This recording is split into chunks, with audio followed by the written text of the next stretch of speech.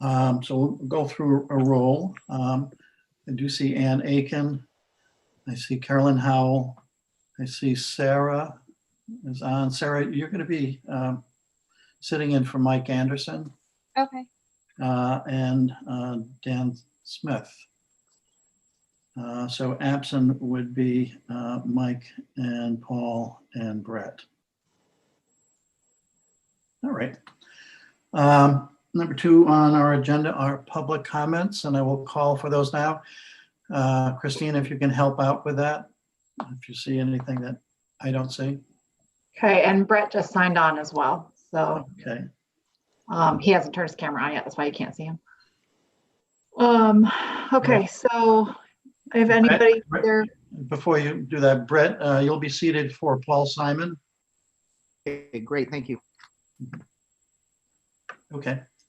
Back to public comments. So we have, technically speaking, 4 public on the meeting. So if anybody has a comment, please unmute yourself or raise your hand.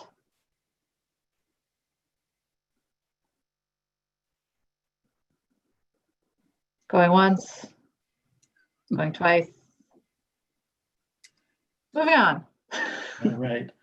We will move on to agenda item number 3, which is Board of Selectmen. And they have submitted an appropriation request.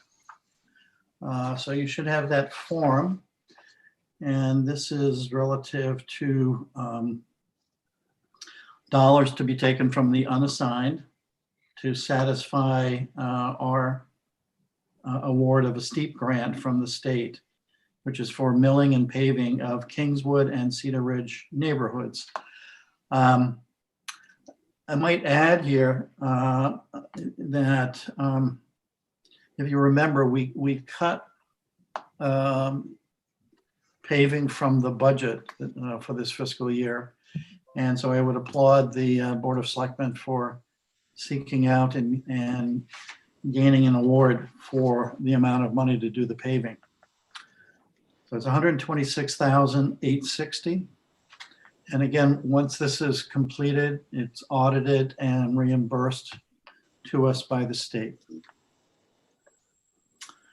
So I would put forward a motion to approve. Dan, Yes, ahead, I Ann. have a couple of questions. sure.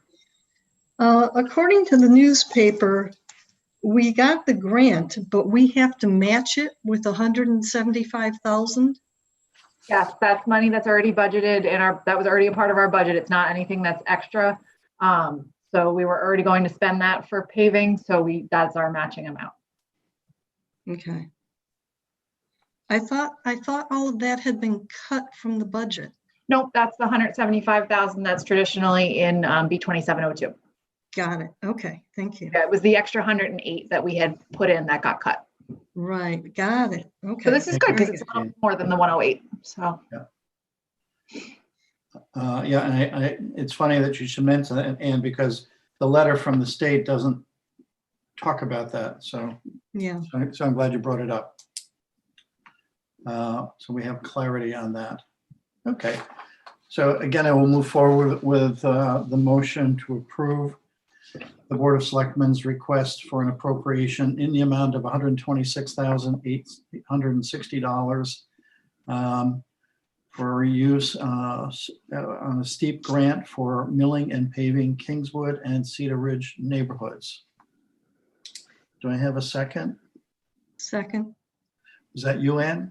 Yes. Okay. I don't know if you saw that Mike Anderson is on the meeting as well now. Oh, great. Mike, welcome. Thank you. Hi, all. Hi, Mike. Mike, just to catch you up, we put forward a motion to approve the appropriation I caught that. and Ann seconded. So we're in discussion on that motion. Thank you. All right. Anything anybody would like to add relative to the request and the motion? All right. Dan go and ahead, Ann. Carolyn both have questions. Carolyn, go ahead. Carolyn, we can't hear you. You're not muted, so I don't know if it's a microphone issue, but All right, since Carolyn can't go, I'll ask. It seems like the amount that we're getting the money for, we have to put forth more money than we're actually receiving from the STEP grant. Can I get some clarification on that? it was money we were already planning to spend for the paving, so that was what we listed as our matching funds. But it's not matching per the New London Day. We are actually going above what we're actually getting to match. Right, the guidelines that we got from the state when we filled out the application didn't give any sort of guidance as to how much the match was supposed to be from the municipality, so we just told them what we were already planning to put towards the project. So it's $1. So it is a dollar for dollar match. So the amount that they told us in the application, I want to say it was a little bit higher than this 126, but we put the 126,860 because that was the amount that they told us we could get. So we were, like I said, we were already planning on spending 175,000 on this paving project. So this was just extra money that we can get from the state. But it's basically it's a dollar for dollar match. Yes, Technically, no, because we're spending. That's what I'm asking, is it's a dollar for dollar match. I hear one and then Dan saying yes. well, it's a dollar for dollar match. If we pull this out of unassigned, Yes, the that's grant what money I'm- coming back will match that. If we pull out 125,000, they will use 125,000. That's what I'm asking. They will reimburse the 125, right? Which is That- actually 126,000. yes. Thank you. Everybody clear on that? Can I just- Carolyn? Can you hear me now? Yes. Okay, I restarted my video. Is this money going to go back into the undesignated fund once we? Yes. Yep, but it will only happen when it's completed. Right. So, Carolyn, you could probably fill me in a little bit better, but I know the asphalt plants are soon to close down because we're in November. I would think so, yes.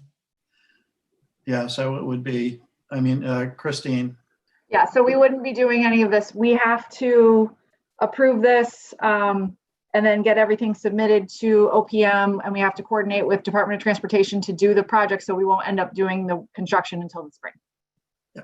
okay. Just wanted to be sure everybody was clear on that. All right, are we ready for a vote? Brett has his hand up. Okay, Brett?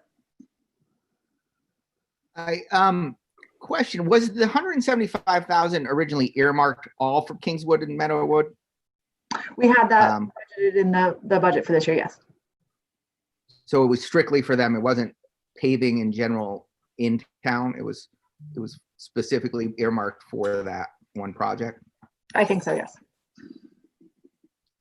Because at the selectmen's meeting, Mike did mention that we didn't have to put up that amount of money to match, but that's what was in our budget for paving. As you see, some of the other towns, they're getting about the same as us, or if not a little more, and they're putting in $50,000 to Right, get that the guidance one. wasn't given to the state in advance when we were filling out the application, so that was why we told them how much we were already planning to spend on the project.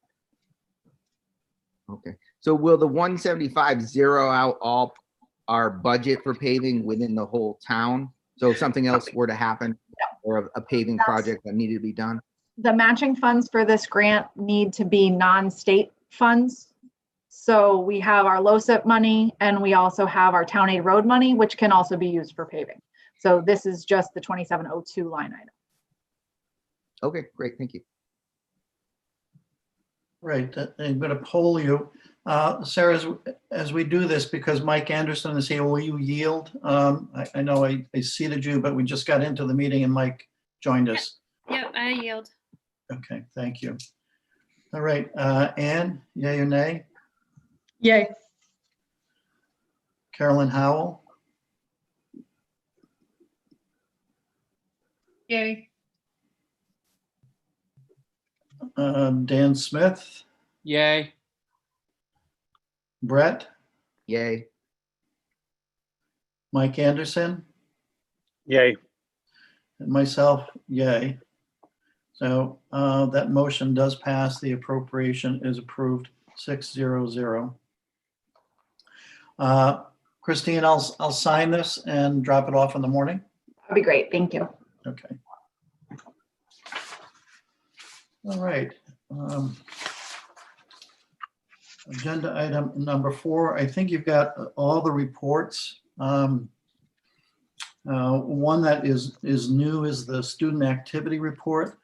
In the past, we've not had authority over the student activity report, but the state wants the Board of Finances to look at the student activity report. Just a quick glance to be sure there's no inappropriate use of funds. And because I've not dealt with this before, I mean, aware of, but not dealt with it before. I don't know what more I could add. Christine, do you have anything more that you could add relative? No, it's just some changes in the accounting rules that the auditor pointed out to us that we need to make sure that there's town oversight over this account. So that's why you'll be getting quarterly reports on it. And I would just recommend if you do have questions that an email be sent to Christine Send to me. Wagner. Yeah, or you, Christine, you'll send it on to me and we'll clear it through Peter Nero or Christine Wagner down to Deb Martin. All right. Christine, on the general government's profit and loss, just for the benefit of the Board of Finance members, could you just go to the last page, page 10, in terms of the summation, and just give a quick explanation?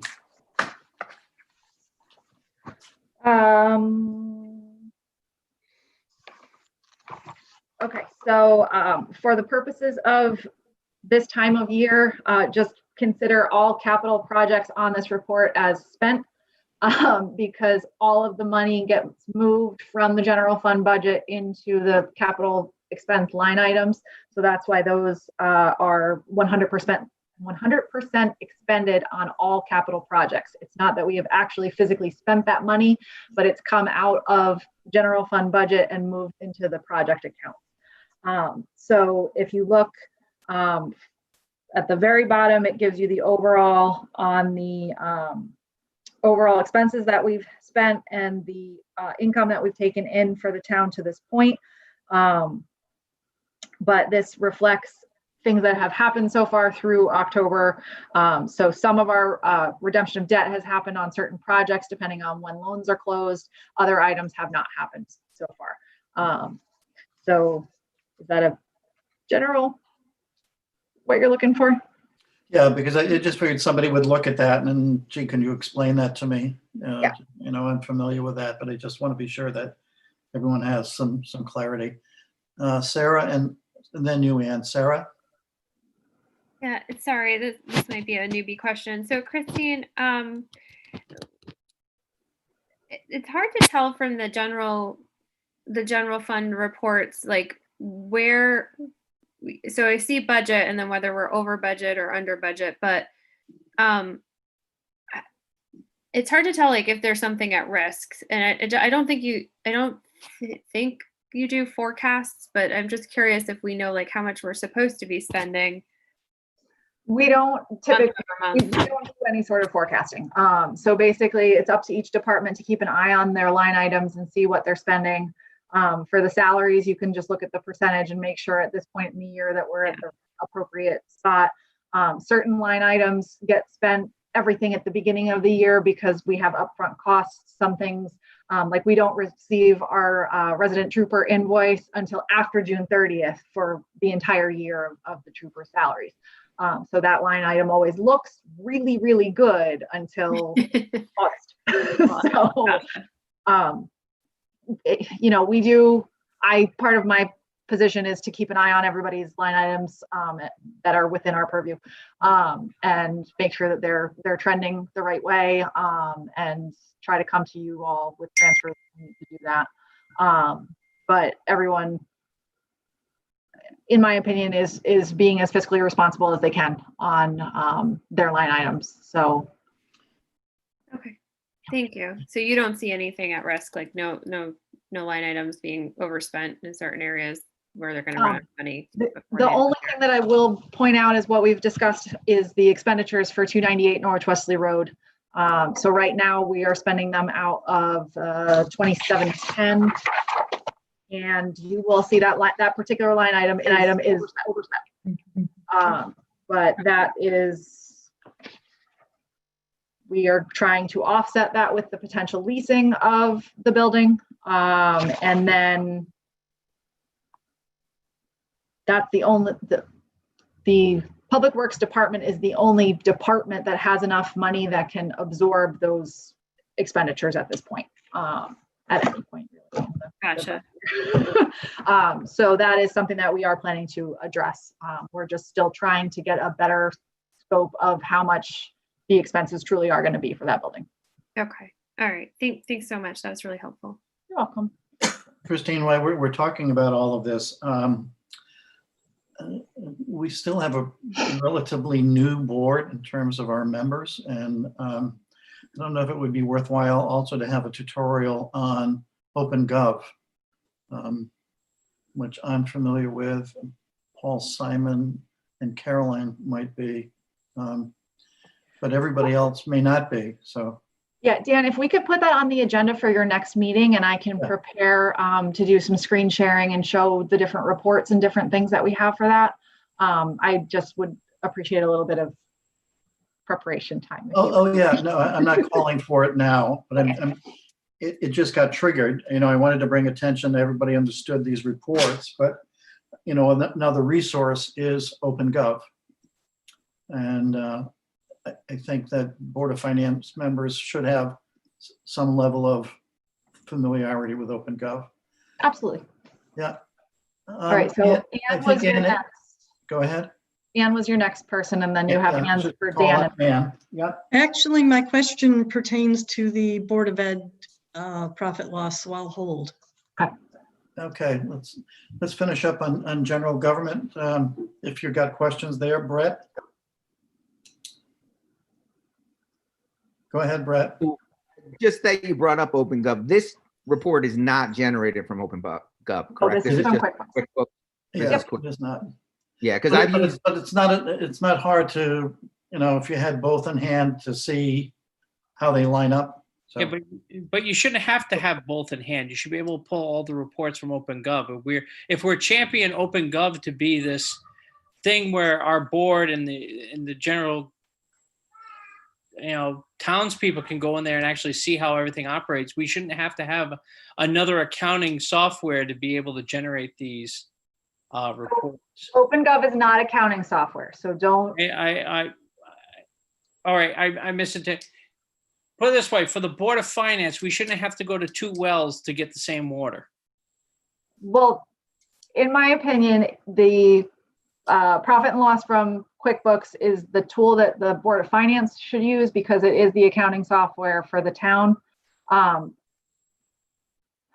is a transparency platform. So, Okay, so I'll tell you this right now. I've been on the Board of Finance for almost a year, within a couple of weeks, and OpenGov is absolutely useless to me. I'll say it right now. I cannot generate reports. It is most unuser-friendly piece of software I've ever used. and I think part of that is we don't use it to its full capability. of We what we don't use it at full capability. There's been no training. Absolutely, we talked that this is a junior board, and I'm 1 year into a 6-year term, and I've yet to receive any training on it. yeah, I'm kind of aware of that. And this was all, I mean, going through the profit loss is triggering it for me that, you know, this is something that you should have some familiarity with. Is, as Christine brought out, the accounting is done through QuickBooks, but the QuickBooks data has to be, and it's one thing I fault about OpenGov, I'll say it, that data then has to be uploaded into OpenGov. so one thing I will say for OpenGov, the transparency portal is only half of OpenGov. The other half is the actual creation of the budget, which all Board of Finance members have logins to actually go in and see the back end. I can check last year, but I don't think anybody actually logged in and looked at it. And the front-facing platform for the public does not mirror, on the budget side, does not mirror what users have access to. I can go in there and Paul Simons can pull up his reports that he has on his OpenGov site, and I can go and log in, and he's got compared to mine, he's got more access, either more reports or more access or something compared to what I got. I think a good starting point would be to have the tutorial and then generate, okay, how purposeful is this? How do I use it as a tool? And then develop the discussion that you're bringing forward, Dan. Because you're almost better off to go out there and just post quarterly or monthly reports from QuickBooks.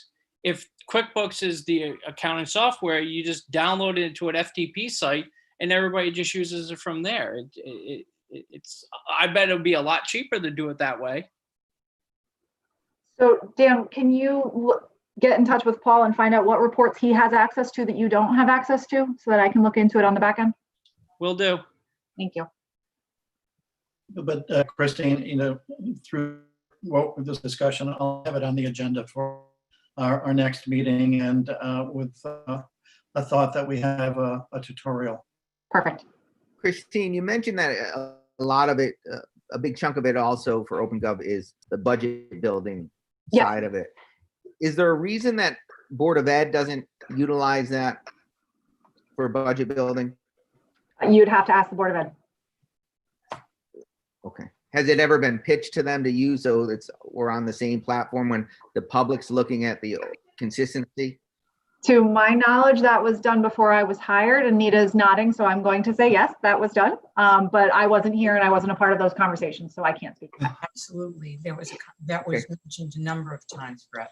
But what I will say is their new Infinite Vision software has its own budget builder tool, which I went through the, what is the word? This morning. The demos, there we go. The demos of the softwares. And that actually is a really good tool that they'll be able to use. And there's discussions of potentially trying to put that software in the town's budget moving forward. But that would have to be a capital project for us to implement that software. And so the school is already on Infinite Visions, and then if the town's on Infinite Visions, then we would all be using the same financial software. We'd all be using the same transparency platform. We would all be using the same budget builder. So, and we would not need to have OpenGov anymore. It would be a replacement. Right. That would be great. And I know I brought it up before, but I know at budget time, you talk to a lot of residents, and when they're looking at our budget versus the Board of Ed, and just the way things look so different, it's hard for them to compare and contrast. When is our contract up with OpenGov, where it might make sense to really look into the changing to? So I need to look at the contract we have. I'm not sure if we are locked into a multi-year contract or if we are locked into the same pricing for a multi-year term. So with the discussions of that in the capital, that's on the agenda. I think it's the latter without confirming, but I seem to remember that. I think the point to OpenGov, I mean, one of the reasons we committed to it was for the public to have a site where they would have a sense of transparency relative to the finances of the town. So, but I mean, I think this discussion, is healthy, and we'll see where it takes us. Can I ask a question? Did you have a question, Caroline? I do. I did actually sign on to OpenGov last year, and I did run some reports, and it did not function the way it was demonstrated to us. It was demonstrated as a tool that you could dive down into line items and see, what the number consists of. So, for example, it's just like QuickBooks. If you log into QuickBooks and you went into utilities, you could dive down into that and see where that money was spent. So it would have, however it was categorized when the payment was posted to whatever account, you could, dive in deeper and all the way down to the line item. The only thing that they said we couldn't see would be personal and confidential information that had to do with like personnel matters and things like that. So that was the whole selling point for me, and I think a lot of other people, because other people had said that, we really didn't need it because, we have QuickBooks and it could go to Excel, and Excel could produce the same sort of, graph reporting and things like that. I did have a question about the property at 298 Westerly Road, North Westerly Road. Have we spent more money on utilities like since we last met? Have you gotten any new bills or any ideas of? Yep. So in the report on page 7, we've spent $17,902.66. So that when we spoke last, I think you said that was like 3 months of electricity, if I'm not mistaken. I don't have the details, and I'm not sure what specifically is included in this report as far as we ran a large batch of checks in November. So some of the expenses from October might be reflected in November. And is there any work being done there right now? Because when we went to vote, we could hear something going on in that building. There's solar panels being installed on the roof, but that's not something that the town has to pay for. Okay, all right. Thank you. Yeah. And when I said earlier about people not logging in, it's the Board of Finance members have access while we're building the budget to see the back end of the budget. Just like people, like say the assessor's office, as they enter in their information, the Board of Finance members have access to that. I wasn't talking about running reports. So. Mike Anderson has his hand up, Dan. Go ahead, Mike. I know the Board of Education or the school itself had its own accounting software that was not QuickBooks. Last year or the year before, and then did they switch to a new accounting software, Christine? Yeah, so they had been using Phoenix, and the developer of Phoenix is no longer supporting that as a software. It was sunset. So they had to get a new financial software, which is why they went with Infinite Visions, which is a Tyler product. So I don't know if that's important to anyone. Why Yeah. didn't they switch to something that was compatible with the towns when they had the chance? So QuickBooks is not as sophisticated a financial software as what you need for the Board of Education side, with a lot of their unified chart of accounts that they have to follow with the state for all their reporting. It's not supported by QuickBooks. So actually the town will look to go to a more sophisticated software than what we're using at this point. Okay. Yeah, for them going to I mean, QuickBooks. it makes sense, but we Backsliding. got to get on the same page here, and Yeah. So, I just don't see why. I mean, that explains it. We had an opportunity to get on the same page, and we're still not on the same page. So, it's kind of we got to get a grip. Yeah, one of the, some of you are not going to be familiar with the kind of the internal dynamics relative to this issue. But on a monthly basis, everything that's going on with Board of Ed has to be reconciled by general government. And it's a pain in the neck. I mean, it can function, but the door is always open for problems because, again, you're transporting data and then trying to match it up. And it's a headache. So, and I don't know if a remedy or a resolution has actually been brought forward to kind of make things more compatible, like you're suggesting, Mike. So, Well, it sounds like we need to figure out when's the contract up with OpenGov and get on the same page. yeah, well, QuickBooks to what they're Infinity or whatever they're using over at Board of Ed is an important piece. And then we've got to decide, okay, is OpenGov good for the community? at large? Displaying it to the community at large. Yep. Right. Well, Yeah. Yeah, that is unfortunate because we could have saved a ton of money if we did it at the same time, from my understanding of. the Yeah, but switch. unfortunately, it Yeah, I'm wasn't. not gonna, I don't think we need to go back and start second guessing decisions that were made 2 years ago when we wanted to get more transparency, let's just move forward.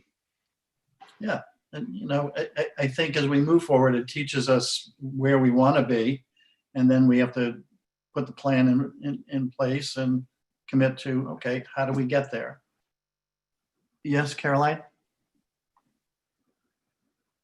Is there a way that when we post our agendas, that our meeting documents, the supporting documents that are emailed to us, can they be posted to the town website as well, along with our agenda, so that any of us could print them and any of the public that are interested in looking at them could print them at their convenience as well? I don't see why not. I think that, anything that we are talking about in a public meeting becomes public information. Yeah. I don't know if that prompts a little more engagement from the public. I don't know. I just think it would be helpful, particularly for people like Mr. Gross and other people that are, very interested and involved. And it would probably eliminate a lot of redundancy and questions that come up. If they already had it to look at, they might not have a question, or they might have something valid that, we should be discussing that they might pick up on that we wouldn't necessarily. Yeah, I'm certainly willing to give it consideration. So let's contemplate it, and I'll see how that could work. Sure. And technically, that's how the governor's mandate is written. Anything that we'd be discussing that we have ahead of time, 24 hours, is supposed to be posted. I know it's a hassle. We're trying to do it on EDC too, to get everything up there, our packets ahead of time, but that would put us all in compliance if all our boards and commissions did it, actually, until COVID is over, at least, or the Zoom meetings. Sure. All right. Anything else on the reports? We didn't talk about tax reports. Not much has changed since our last meeting. We should be at 50% or better going into the next collection period. I think the only footnote is that we're going to have a change in our collection agency. It sounds like the one we were using is not in business. So, but that's administrative. They'll come forth with filling the gap on that for us.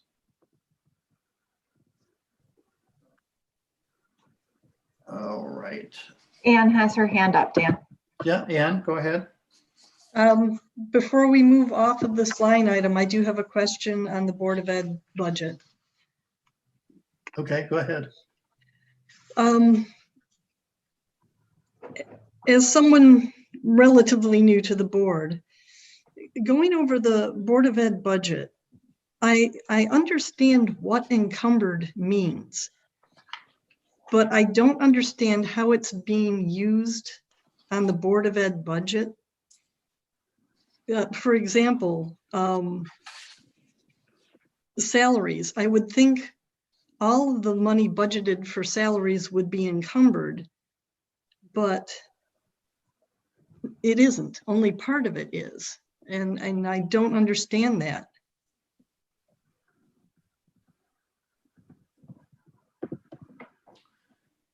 I don't know if some of that could be temps or part-times or substitutes or. No, those are different line items. So if you look at the very top line, Yeah. The budget to amount for central office salaries is $694,000 and change. Yeah. But only 459,000 of it is encumbered. But that's because they've already spent 238,000 of it. They've actually exceeded that budget with their encumbrances. Is that 101%?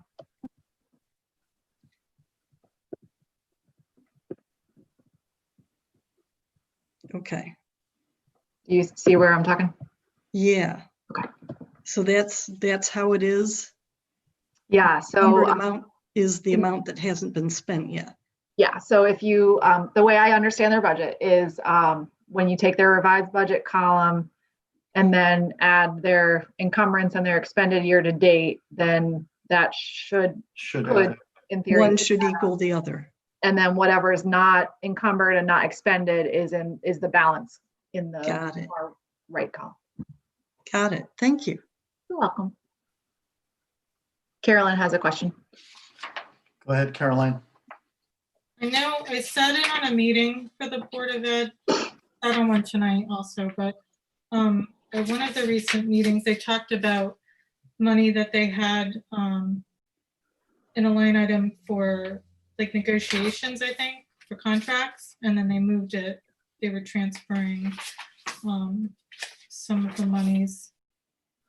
I have notes here, but it was like a contract negotiation and then they moved it to the salary line items.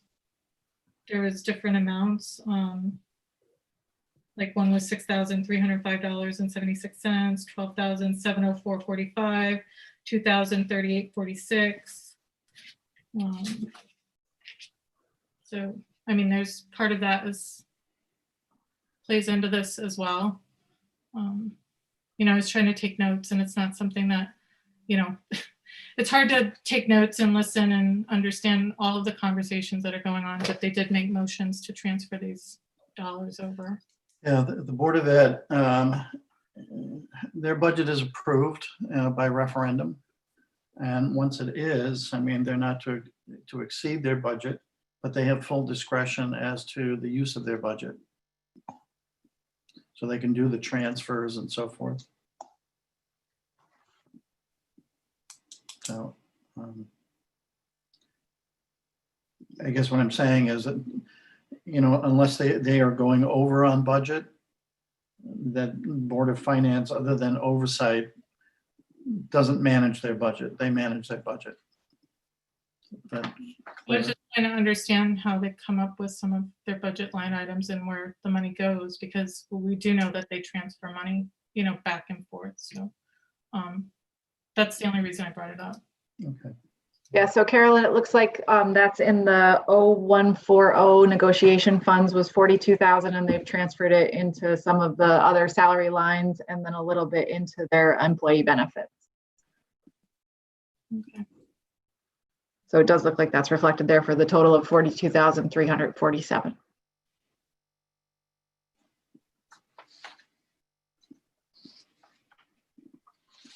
And I think they were approving this document tonight. So that's why we got draft on there. And I don't believe they approved it tonight. They're gonna call you and let you know. I just happened to be on the meeting when it was going on, and they said Peter's gonna reach out to you because they wanted to review more of it. Okay. So that's usually what they've been doing. I mean, I've asked her to send a draft because of the conflict on meeting dates and whatnot, so we have a view. But they have the authority to make changes and then approve it. So, okay. So I would expect a call from Peter then, if it's something that's a big issue. All right, Anne had her hand up for another question, Dan. go ahead, Ann. It's in regards to Carolyn's question about the transfers.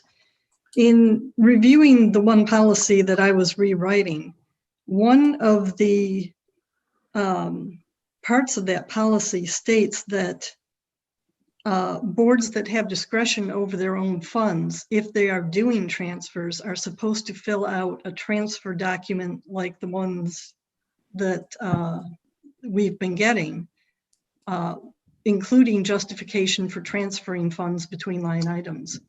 And that hasn't been happening, but it should, according to our policy. Yeah, I would agree with that. I think it was one of your last items on that policy. Yes. Yeah. Yes. And I said to myself, yeah, this is a good thought. Doesn't mean again that we have authority over, but No. it should make a better record. Right. Yeah, I'm with you on that. And I'll bring that up to Christine Wagner.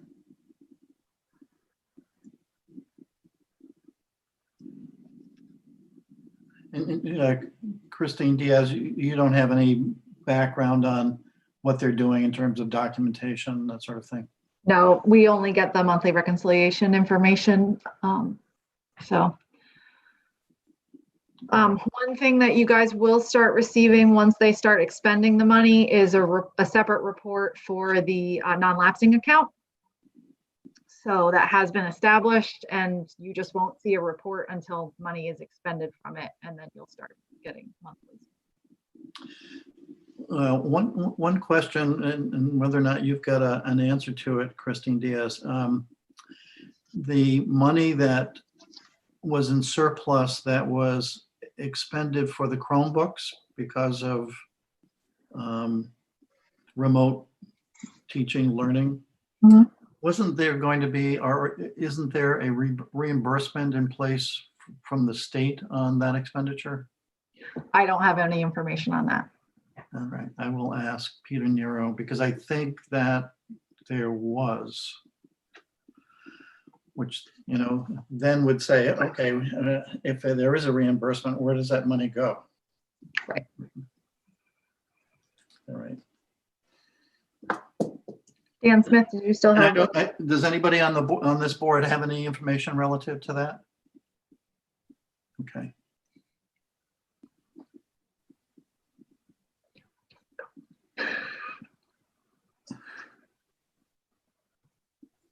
All right. So I'm moving on to agenda item number 5.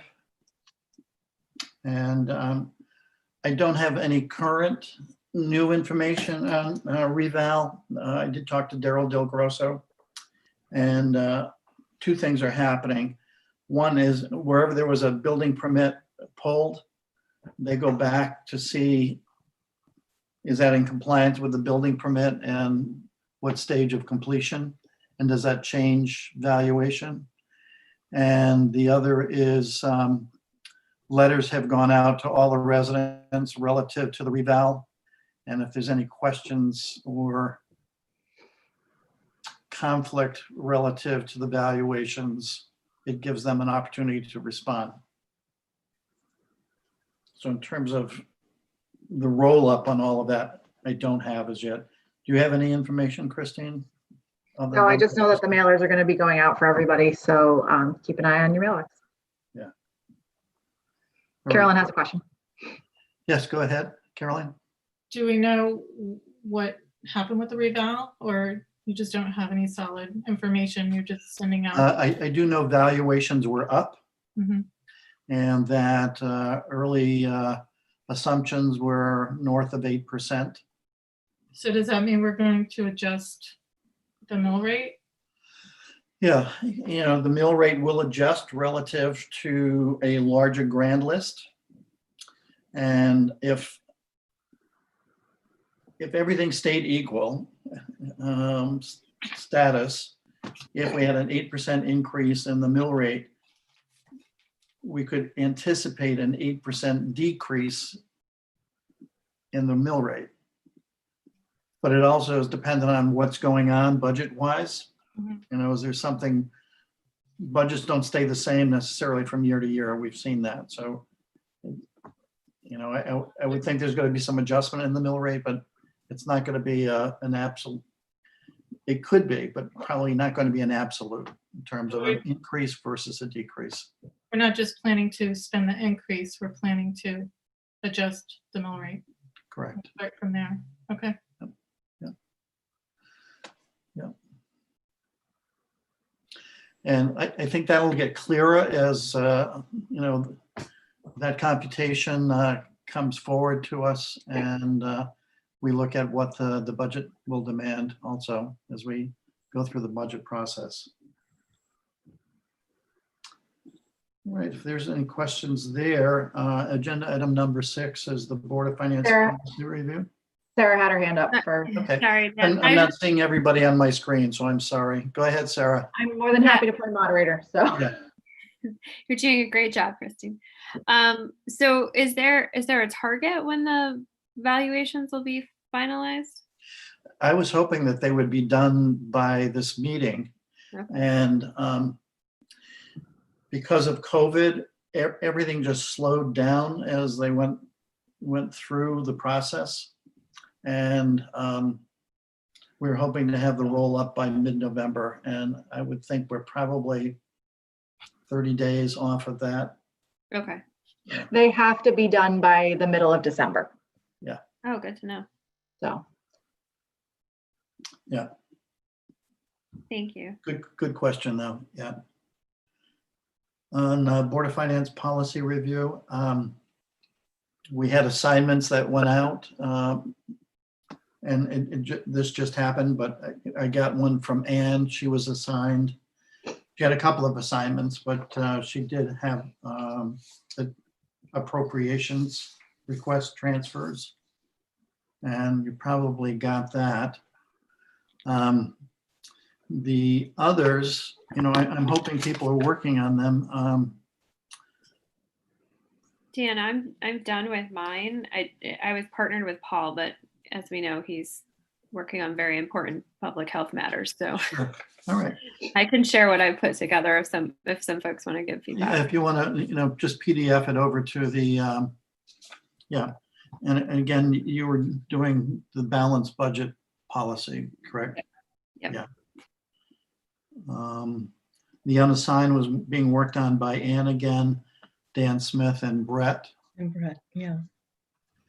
I don't know. I if- have information, to be honest, we just haven't, we have to meet at some point or do a Zoom or send back and forth, but I have a bunch of information, like I said at the last meeting, but between helping out with the election stuff and all that stuff, I know I haven't been able to talk to Dan and Ann about it, so maybe we can get together within the next week or Zoom or conference call. Yeah, be if you helpful. could Brett? bring some priority to it, only that in a couple of months, we're going to start in budget process. So that's going to be consuming. So we have a little bit of a window to kind of get this done. And Caroline and Dan Smith were working on the loss of revenue issue, right? Ann has something on the last item and Dan Smith has something, I don't know which item it's on. On this Okay. one. Dan looks like a toddler. Go ahead, needing to go to Dan. the restroom. Dan Smith, Brett, if you could just send out to Dan and I the information you have so that we can have a chance to look at it before we meet, that would probably be helpful. Sure. Okay, thanks. yeah, if there is a team or a group, one could be assigned kind of the point of contact, everything goes into that person. And get it shaped.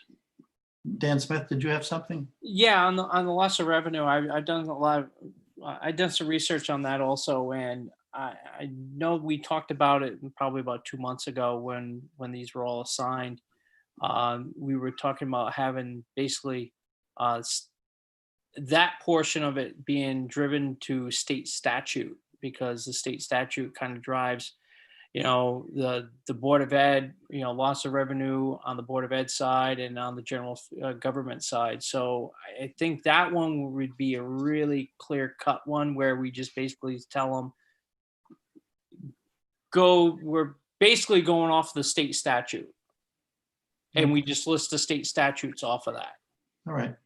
And have you had discussions with Caroline about I it? haven't had any discussions with Carolyn on it, but I know that what we discussed before as a group, as a collective board, where basically the state statute is, this is what we do. We are a town government, form of government. So it kind of clears it up. I know what we had before, it was kind of, all right, it kind of states the obvious. It's one of those things. All right. Yeah, if you can work on that and Yep. bring it forward, great. Thank you. I can work on trying to get the links to the state Statutes. Yeah, Yeah, the state statute. so that if you clicked on it, it would bring you to that information. I think Jim, once we've got it shaped, I think Jim could help us out with that. Wouldn't you agree, Christine? Yeah, that should, yeah. Yeah, there's a couple of state statutes that it governs over it, and it would be just as easy as saying, "Hey, we follow the following state statutes on loss of revenue. These are the state statutes," and it goes directly to the government website. If there is ever a wording change, they're going to update that statute right then and there. They will, yeah. So to bring it full circle, I mean, Ann did submit one for appropriations requests and transfers. I don't know if anyone's, because it just came in a day or so, if anyone got a chance to review it. I mean, I can table it to our next meeting for review and approval. Even though and you kind of build on what we already had, and I think you did a pretty good job. So, Right.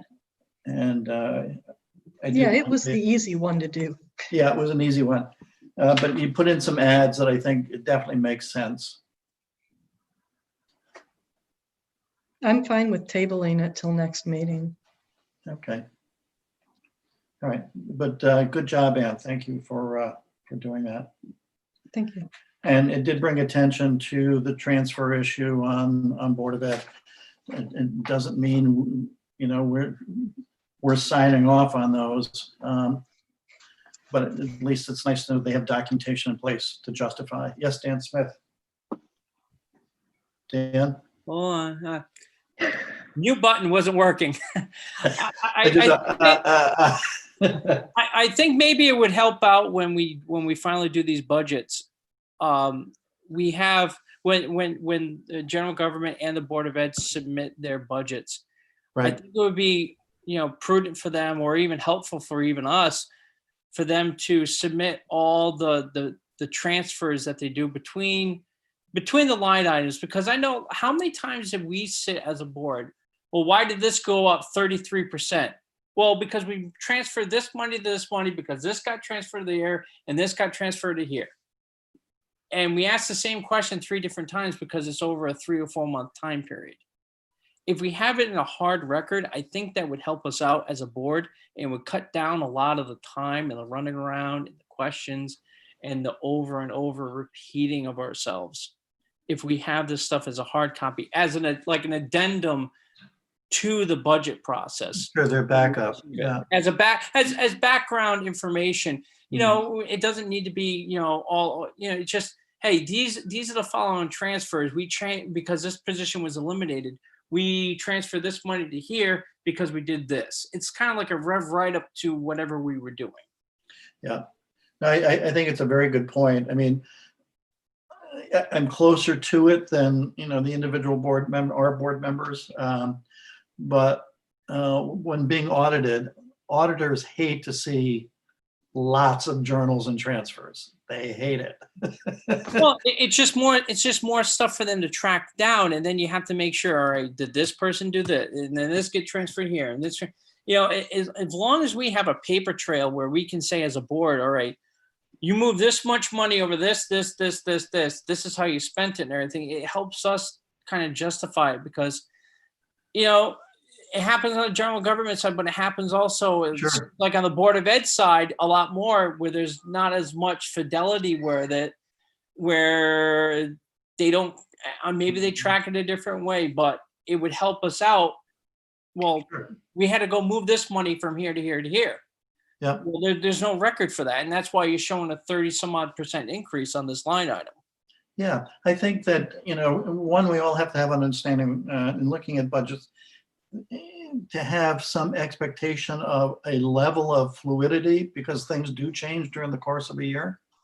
But the other is, you always strive to have a well-executed budget, not one that has been thrown together where, okay, we guessed wrong there and got to move over here. And So, I'm not saying that they don't do a good job putting the budgets together. It's just, we're in the age of, Zoom meetings and everything. It stretches the process out even longer. We proved that this past year. It just stretches it Sure. out even longer.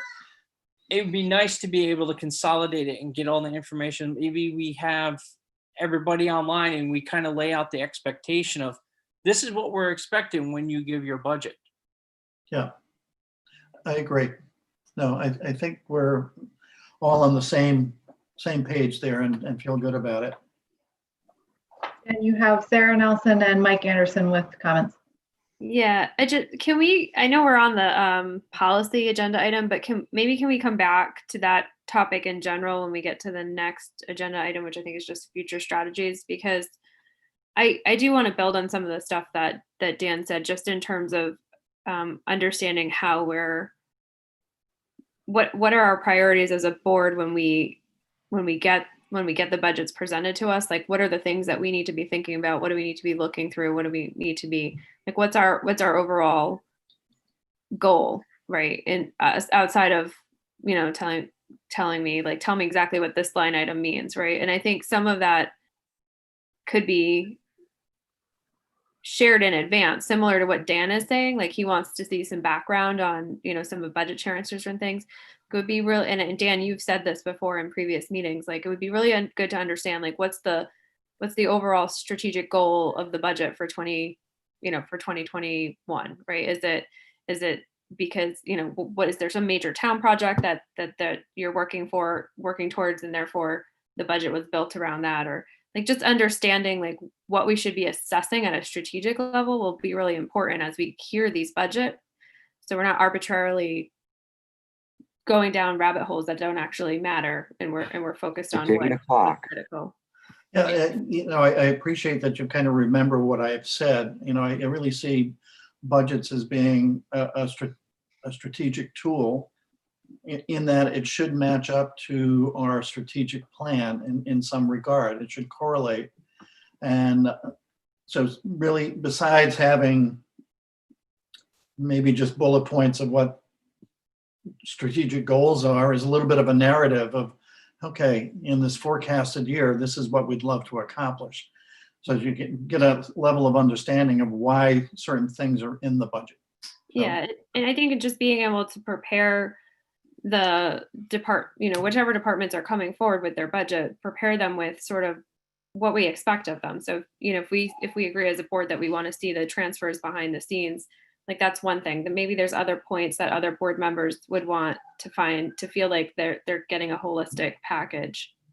It would be nice to maybe just have a strategic conversation about that and figure out what are those items that we would want to agree on as a board that are important for us to be able to make the decisions going forward. Sure. I mean, I think, other than forecasting, that's really what we're doing in terms of developing a forward-looking budget. But at the end of that, in terms of the execution, what was accomplished? What worked?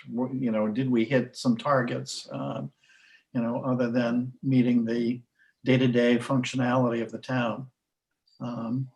So that's great thinking, and that's what I think has got to be built into what we do. So Mike it Anderson, did you still have- leads to better discussions, that's for sure. Mike Anderson. Yeah, I think to both those points, Dan touched on it.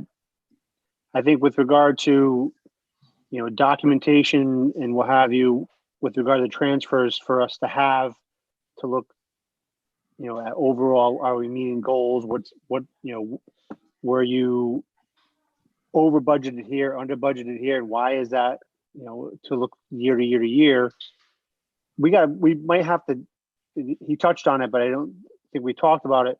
There might be a certain amount that's transferred that we would have to look at. Like, is there a transfer of over $20,000, a transfer over $15,000, where we really that's when we definitely want to have this documentation or backup to look at it and say, all right, that's a significant amount of money because we also don't want to micromanage, Dan, and we can't micromanage, and we shouldn't micromanage. We're here for oversight, but if there's, I think the typical rule of thumb is the 20 grand mark, where because they're statutorily allowed to move money around because they have to, but we want to have the oversight. Let's start thinking about an amount of where do we want to have that documentation that's required, that's in Ann's policy.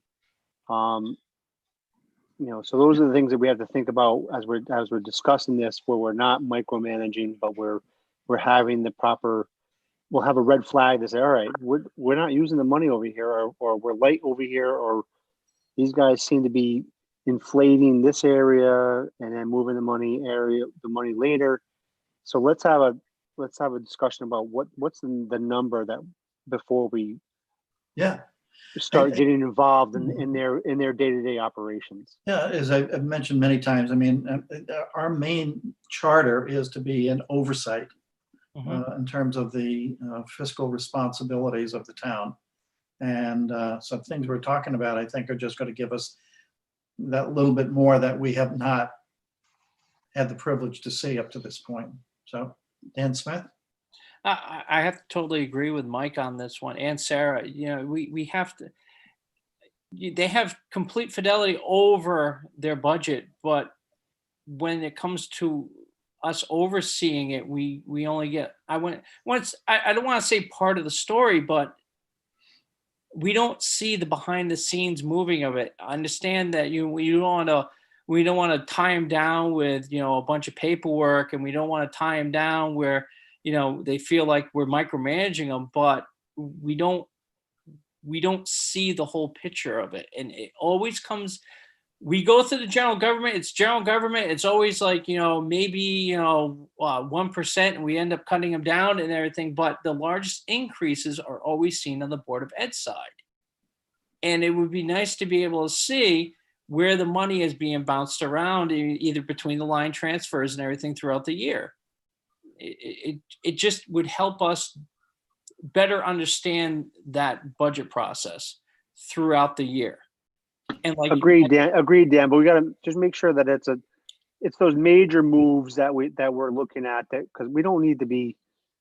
It's a waste of our time, but those major moves, I agree with you 100%.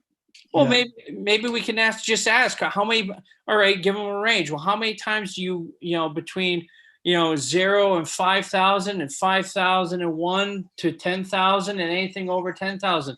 How many transfers do you have throughout the year in these ranges? And then you look at those ranges and everything. We don't have a benchmark. Are they a bunch of $5,000, 5,000 and below transfers? Are they intermediate? Or are they big dollar chunks? We really don't know. We don't have a baseline. So at the beginning, you might have to micromanage them to find out, or get some records from them to find out truly what the actual breakdown is. We can't set a benchmark saying, oh, well, anything over 10,000. Well, anything, and 90% of their transfers are under 10,000. We'll never get a baseline. I don't disagree with you, Dan, but I mean, I'm not speaking out of turn, but we know where the major monetary drain is with this Board of Education budget. It's in these contractual, you're talking, the things that they have control over is not the big vast majority of their budget. Their budget is generally contractual, and the things that we have, that small portion that we have some control over is, that's where they're moving this money around. And so I mean, I don't disagree with you, Dan, that maybe we can have some records of it in our policy, just to have it on paper so we can take a look at it over the years. And we do this with profit and loss statements year to year, and comparing budgets year to year for everything usually. So we can see that, but we're not gonna see the huge dollar savings that in that process. But it might be, obviously we want to have oversight, but I just don't also want to bog us down. I think we might need to, maybe we see it for a year or two and then adjust the policy. Yeah, I think the other thing there is, again, I agree with you, Mike Anderson. I don't want to get into the weeds, but all of that also potentially bleeds down to the use of their RISA account. And before all of this, and I think circumstantially, it was the right thing to do for this past year. But being involved with the Board of Finance and the town as long as I have, I really look closely to get those surpluses back to the unassigned. So, because you never know when you're going to have to redeploy to something else that's really has a high priority relative to the town at large. So, yeah, so I mean, it's just a way that we're going to be able to keep an eye on, are there misuse or abuse or, just, yeah, the big stuff. Yep. Sarah, you had your hand up? Yeah, I don't want to belabor the point, but I just I think it's all with the transfers are sort of one item tied into the grander context of the budget when we review it. I think Mike made some good observations, right? So ideally, if we had a bulleted list of what we want to see prepared in advance for these departments before they come with their budget, I think we get the information in a standardized way that's across all of the reviews, and then we're able to digest that information much better and be able to reflect on it as a board because we're looking at the same things. I think what Mike said around even if you had them show you, all right, here's all the money that they have direct control over, right, versus $14 million budget. I don't know, I'm making numbers up. 15 million of that is, 5 million of that is salaries, right? So then, what's in the 10 million? And then you don't spend, you just sort of get your focus real quick down to what's actually important. And then, the transfers being backup information to that. There's probably other items as we talk as a team that we would want to do or see or understand. So selfishly, it's helpful to me because I'm new, but also I think cohesively, it might be helpful for the board to all be walking into these sessions, listening with the same evaluation process in mind. Yeah, I think too, in terms of the dynamics, and then we'll get off of this, is that I have never wanted to be positioned where we're confrontational with Board of Ed, for instance, but by building levels of understanding, it just develops better outcomes in terms of, okay, yeah, I can understand, the school of choice initiative. Okay, build clarity on that. We understand why we would want to commit to that. It's that sort of thing. Yeah. Brett's had his hand up for a while, and Anne has her hand up as well. Okay, Brett, go ahead. I agree with everyone, what you guys are referring to with transfers and knowing where it's coming from. And Dan, you brought up the RISA account, and I know that it's been formed officially now. Do we have a copy of the official account and what it can be used for and what it can't be used for? Is that something available to us that we should have a copy of? And then who's the monitoring group in charge of making sure it's used for the proper things? As you remember, I was a proponent of the RISA account, even speaking as public comments, because it was money earmarked for Board of Education, and I think they should be able to use it and plan for things with it. But I think that there should be the oversight of it to make sure it's being utilized correctly. Yeah, Christine, did you get the documentation for the RISA account? So I have the MOA between the Board of Finance and the Board of Ed. I can share that with the Board of Finance members. So that has all your legal parameters of what the money can be used for. And as I mentioned earlier, when we were talking about reports, once they start spending that account, then you'll start getting an update of where the account's at. But right now there is no report because no funds have been used. So when did that technically go into effect where they could have started to use it? This fiscal year. Yeah. Okay, even though the account wasn't. So once the Board of Ed told us how much money was to be put into that account and we reconciled that number, that was when it could officially start. Okay, great. And what was that dollar value? Do you happen to know that? 133 and change. I can give you, when I send you. I don't need the change part. It's just a rough. Yeah, it's 133,000 and some. But when I send you out the MOA, I can also send you the dollar figure. Great, thank you. What was that? Was that 20% or what was the number on that? No more than What was it? 2%. 2% of their. 2%. Okay. 20%. we have some- 20's a lot, Mike. But I thought it was like 2 million or something like that, but it was less than that. I mean, 200,000 or something like that. Yeah, it's 2% of that current year. So the year that just Yes. ended, it Yeah. cannot exceed 2%. So if they, just simple, if they had a $14 million budget, 2%, they can put in $280,000. That's what I thought. It was 200. So why was the 140 we're just talking about? That's how much they had left at the end of the year. Oh, I think they they could put up to, but they didn't have that. Got Yeah. it. Correct. All right. That is correct.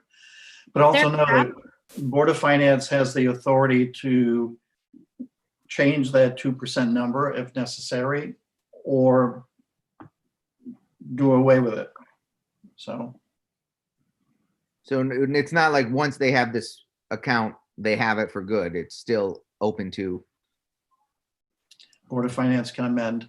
Mhm. That's all laid out in the MOA as well. Ann, go ahead. Well, I was just going to volunteer to go back through the profit loss statements that I have for the Board of Ed. And as long as all of the transfers are listed in there, I can get a breakdown of how many transfers and what dollar amounts they're in, what ranges they're in. If that data would be helpful, and Yeah, it sounds like it that would would be. be fine. And I don't think they're month specific. I think it's all cumulative. So if something happened in September, it's going to still be included every month forward. So I don't know that you're going to be able to isolate. Right, but you can break it down building on month for month. Christine Wagner just turned on her screen, so I don't know if she would like to comment on this. I'm ringing. Wow, that's all I can say. We're starting already. I'm hearing words like misuse, abuse, pull back the ERISA, transfers. We got to look at their transfers by statute. We have the right to do those transfers. Our budget is cut so tight. If we experience some positivity in the salary line, we transfer it to where we really need to do it. And we haven't even started, and I'm disheartened, really disheartened. Christine, I think the only thing they're saying is if you're doing transfers on your side, are you documenting the transfers? Yeah, we have to vote every transfer in. It has to be approved on and voted on. They're all on record.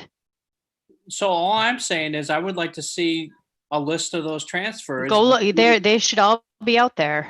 You should have access to that. That's public information. It should be in every minute. It should be all out there. That's why we've asked for, and Carolyn's been coming to the meetings. That's why we've asked you guys to put an advocate on our meetings to listen and hear how But that happens. But At the end of the year, you're going to hear a lot of that. We've been really cautious on using the ERISA account, but I'm now hearing that, it might be gone tomorrow. So now I'm like, maybe, where we've been trying to make our expenses through COVID through our existing budget, I'm wondering if we've made some mistakes. I'm really wondering if we've made some mistakes there. Christine, I have to double check the MOA, but I think the funds that are in the non-lapsing account cannot be taken back. It's a matter of new funds going in. So we can double check that. That's fine. I'm just already feeling a sense of distrust, and it's disheartening for me. Christine, I think that maybe you heard part of the discussion and it maybe came across wrong. I think it was a general discussion about transfers in general, whether it was the town side and Board of Ed side and the ERISA account. And I know I just asked the question just about the policy and how it works. As you know, I've been a supporter of that account for years, trying to get it on. So I apologize if our discussion maybe came across like that to you, but I can tell you from everybody on this board and listening that nobody was thinking that the Board of Ed is doing anything improper or the administration is. It was just a general discussion so we can all be on the same page on the municipal side and the education side. Thank you. That's it. I appreciate that. Thank you. Yeah, and I'd like to say something. I was the one, Mike Anderson was the one that brought up the ERISA account, and I seconded the ERISA account when it came up for vote. I am in support of it. I have always been a supporter of it. All I'm looking for, and I said it, and you can YouTube this video again. I wanted to see the balance. I want to see the transfers. It's a very simple thing. When you present your budget, I want to see the transfers that we had. I also wanted to know: is it a bunch of little transfers? Is it a bunch of medium-sized transfers? Is it a bunch of old, bigger transfers? There's nothing malicious coming from asking for more information. No, I understand that, and I'll get that Well, for you. It's just, it's available. It's already out, so I don't know. But what but when you come on the forum like why? I'm wondering why. Yes, because I thought you guys would already have that information. I'm sorry. I would have thought that was common. Well, If we're asking, look, Board of Finance, if I'm asking for the information and it's going to be clearly cut, and we're going to ask the same thing for the board, for the general government side, we want to see your transfers and everything. We want to see the hardest part of this budget, the longest period of time we spend on the budget is the Board of Ed side. And we don't see the transfers. I know, but that's not our fault that you're not seeing them. That's what I'm saying. We put them in our meetings. They're voted on. They're approved. So I can get you a list of them. I've never been asked for them.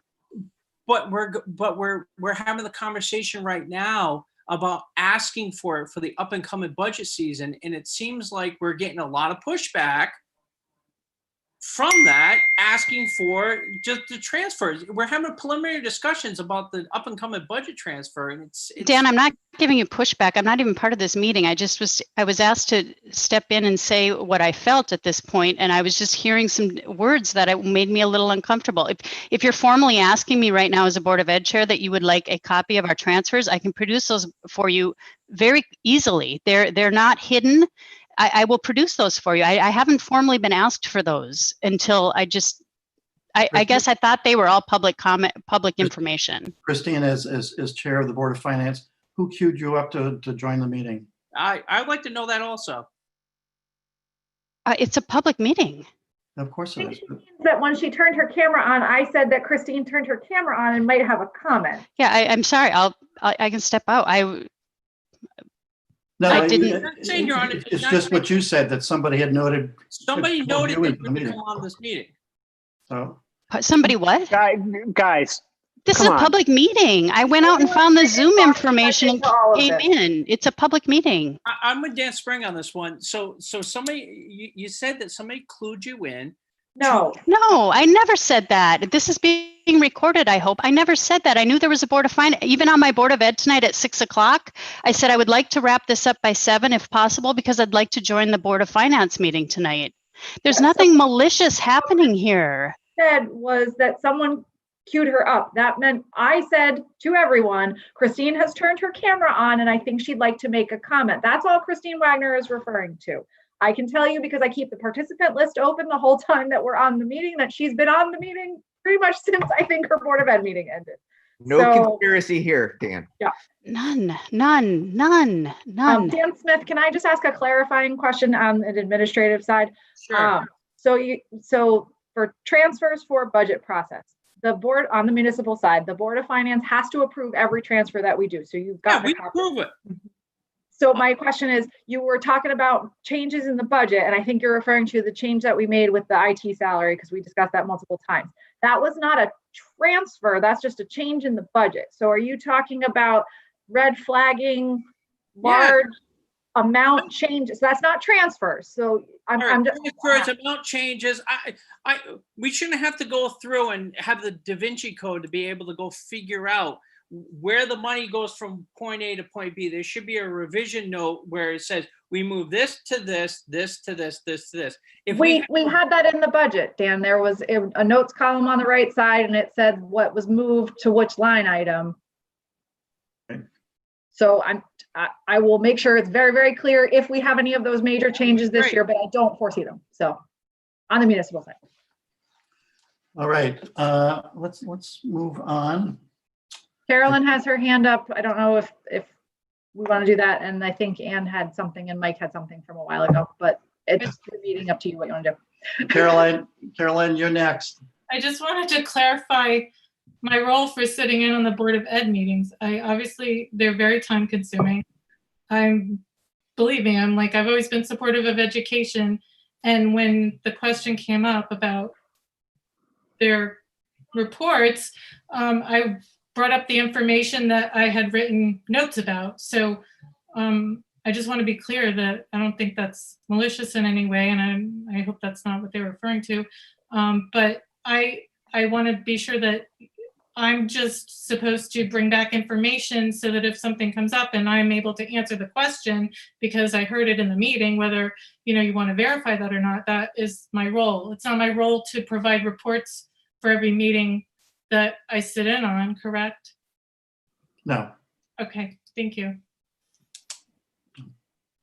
I think, Christine Wagner might confirm that, but, there may be points that need a little more clarity, that you could be the liaison and, okay, this was the discussion that I heard at the Board of Ed, and would like to bring it to Board of Finance for just enlightenment. Mike Anderson has a hand up. Go ahead, Mike. I just want, let's just tie this back in and take a step back.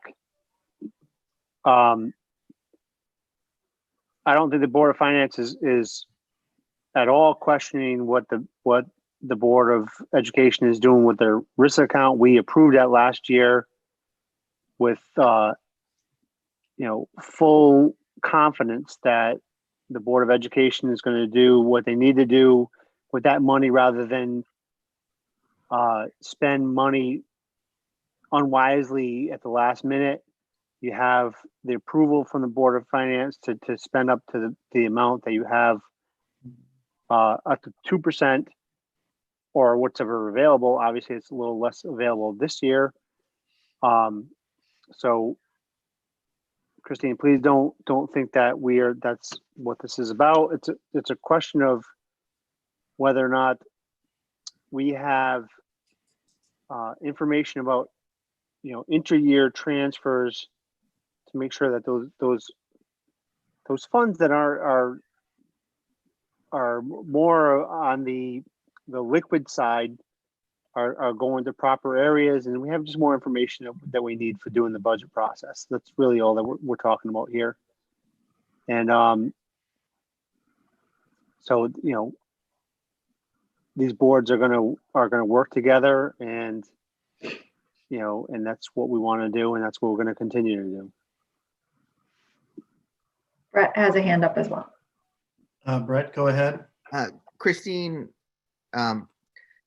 either Christine might know this, with that, and maybe this would help everybody, with the new software that we just talked about that the Board of Ed has, does that have a public portal? Like we say, OpenGov has that public side where people can see certain things? Or does it have that capability, or is it? I don't think so. I think it's just an utilized? operating software. I think it's just a business management software, to my understanding. Right, Okay. I think so too. All right. Thank you. All right, can we move on to previous minutes? And provided minutes for September 16th and August 21st. So if you haven't done a review of September 16th, we'll just take a minute to give a read through, see if you catch anything that maybe you haven't looked at to this point.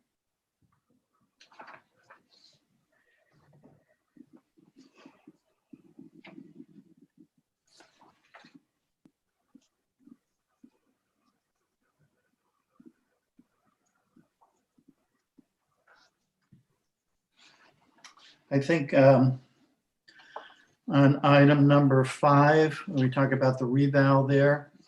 I think I would like to delete the sentence that says, hope to recover much of the 100,000 lost from the grand list due to the 2010 reval. I mean, it's a supposition that we have to see where we land because we don't have the facts yet anyway, so. Okay.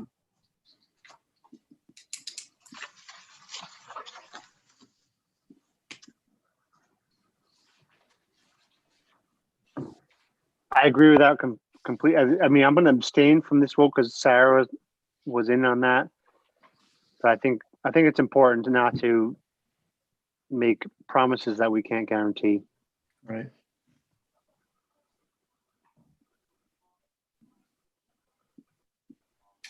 On item number 3, going down to C, you have number 5 blank, and if there's nothing that should go there, that 5 should be taken out, Okay. just so nobody thinks that there was an omission that unintended. I will double check, and if there's nothing that goes there, I will take it out. If there is something that goes there, I'll Sure. update it and Yep. send it back out.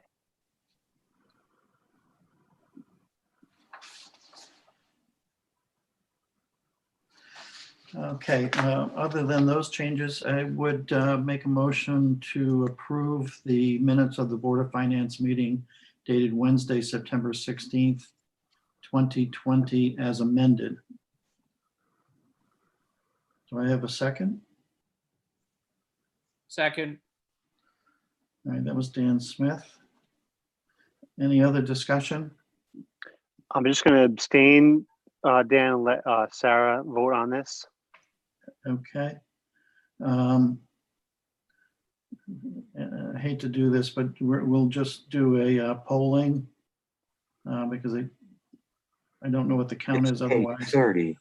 So Ann, yay or nay on those as amended? Yay. Caroline, Yay.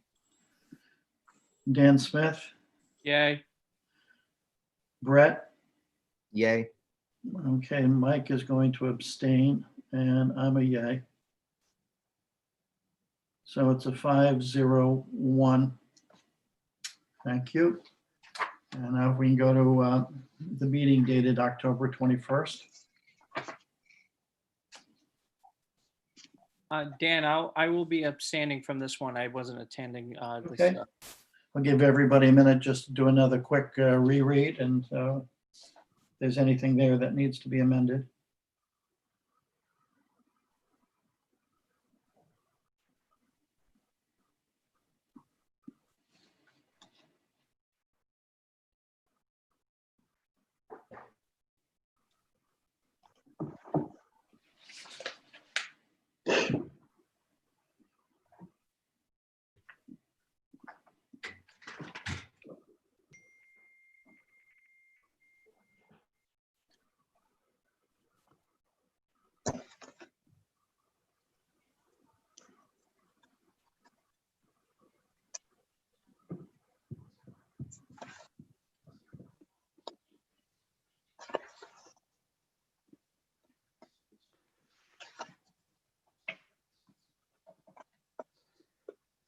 The only thing I have to say is that, you know, I respect Joe Gross's public comment on what he believes the referendum says.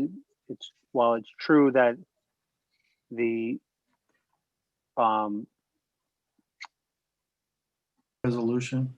documentation says that was part of the project. The project also in the resolution says that the board that is in charge of determining the final project, the building committee itself has the discretion to determine what the final project will be. That you know, based upon the circumstances of the project as it goes along, we have the discretion to change the overall project.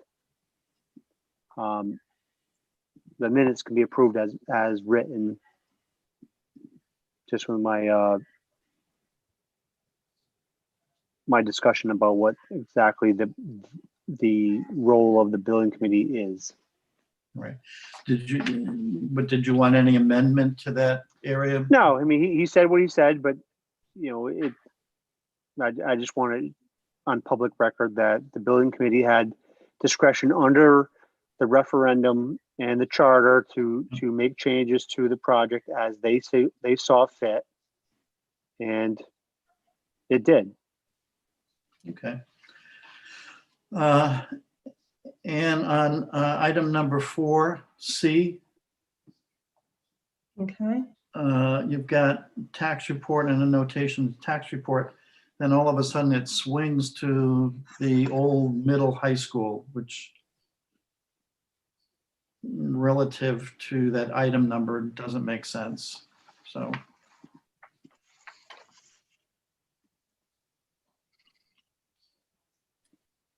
Yeah, it was a question that came up while we were talking about the tax report.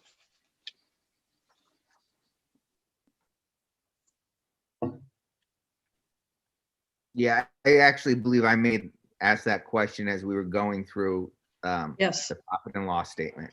yeah, but my point is that it doesn't connect to the item. All right. So I would delete that for item number 4C, because you're talking specifically about the tax report. Do you want it moved somewhere else?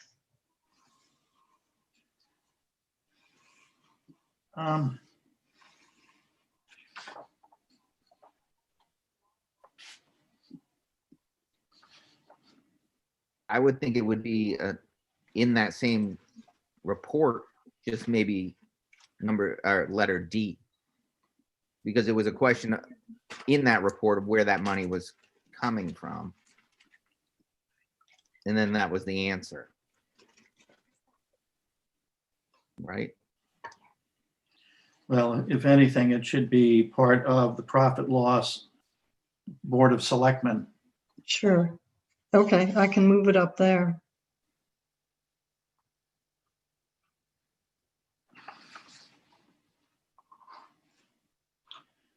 Because that question would be in review of that report. Right. Okay, I will move it up there. I agree with that.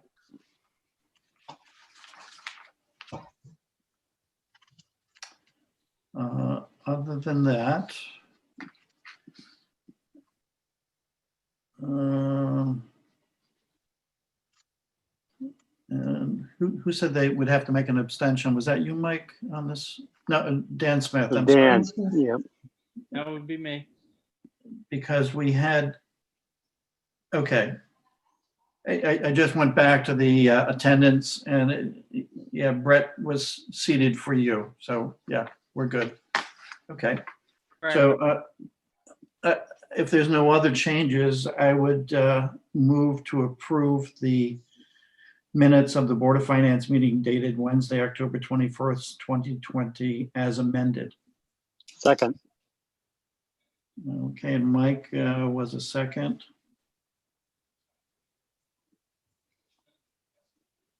Let's finish my note here.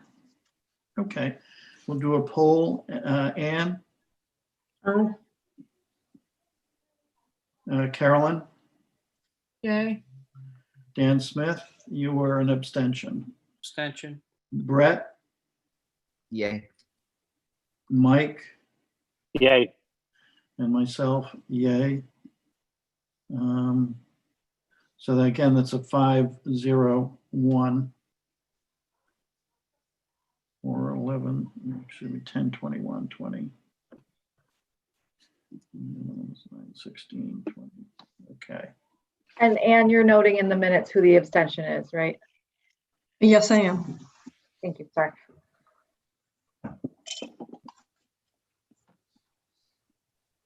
All right, so we move on to agenda item number 8, future strategies. And probably I will call on Nita Kincaid. Is Nita still on, Christine? Yes. Okay, now we're talking about the budget planning here for fiscal year 2021. And if you remember a meeting or two ago, we talked about, gee, should we start a little bit early, bring a little more cohesion in the beginning relative to laying the calendar down for our budget process. So Anita, why don't you bring forward that information? Yes, thank you very much for giving me a couple of minutes. I'll try to be quick. I have been thinking for about a month that we should start earlier. But I was also thinking about the way we've done it for the past 3 years, which was that I and sometimes somebody else with me who were related to the office of the selectmen, we're using basically just a calendar to figure out how we should figure our ways of working together. And I think that what we really need, given how things went this past year and everything, is that we do need to start early, I think.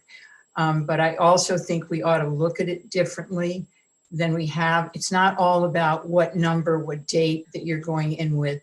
It's what you're going to talk about and what are the things that we should be talking about together, and getting closer more to what we were back in the first year that we did the numbers, where everybody was interested in what was going on, et cetera, and making it teamwork.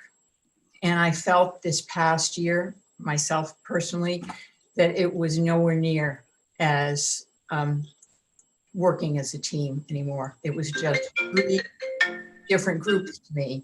And so I had asked the Board of Selectmen if they would be willing, and Christine Diaz, that I would let us to try something different. And we have are ready to post a meeting for Monday evening, the 23rd, to have a meeting like that where we would ask each other in a couple of people from each group how we want to do this and how we can make it more useful for everybody. And so the conversation we just had about this past year, I really think made me, for a minute, I thought, uh-oh, I should be leaving.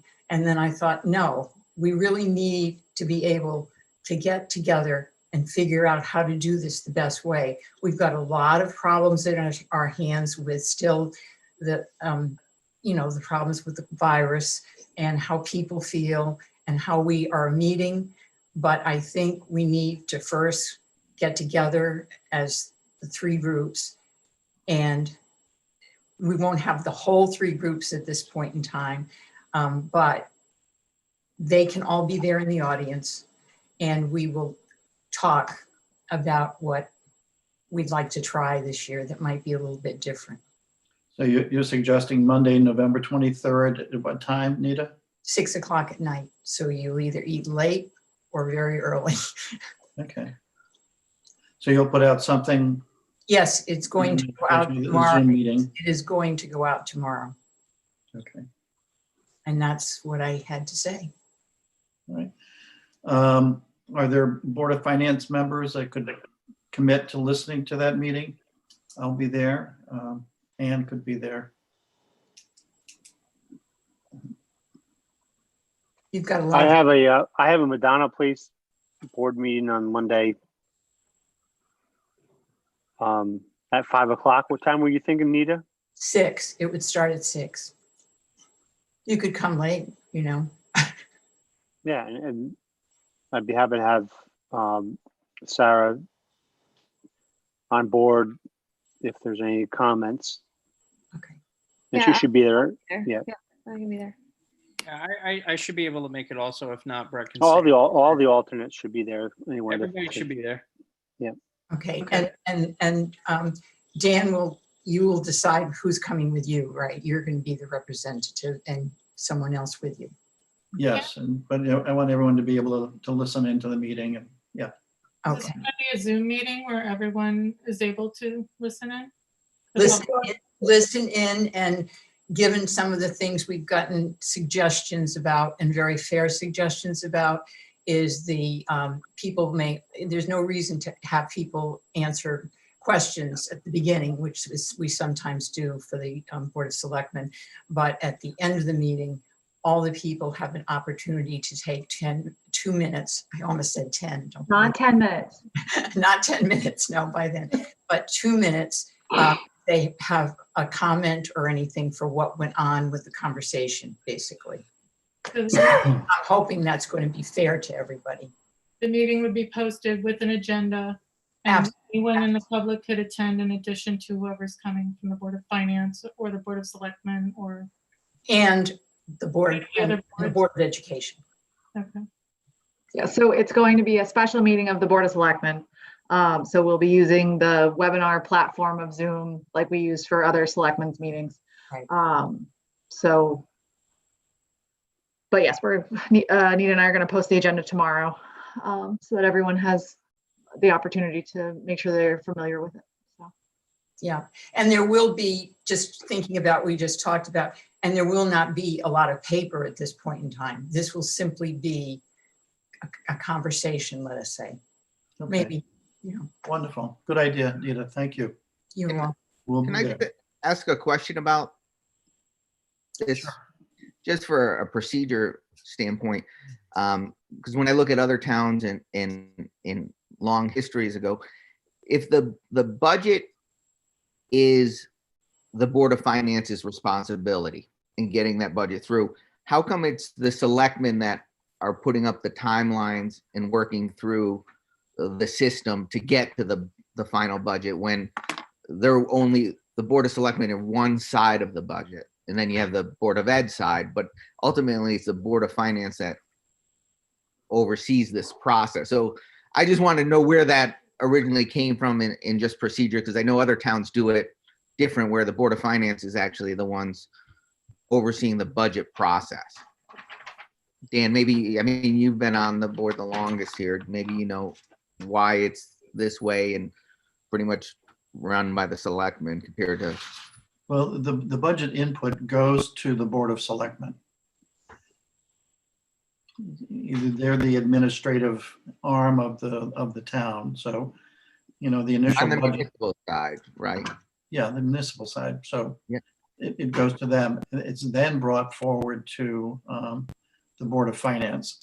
In the past, the Board of Finance did not listen to presentations jointly with the Board of Selectmen, and that's just been done over the last couple of years where we're doing it rather than them making a presentation to Board of Selectmen, then going on to Board of Finance. It's yes, been done jointly that But the- that just is, I'd like to just to the jump. Board of Selectmen. Yeah.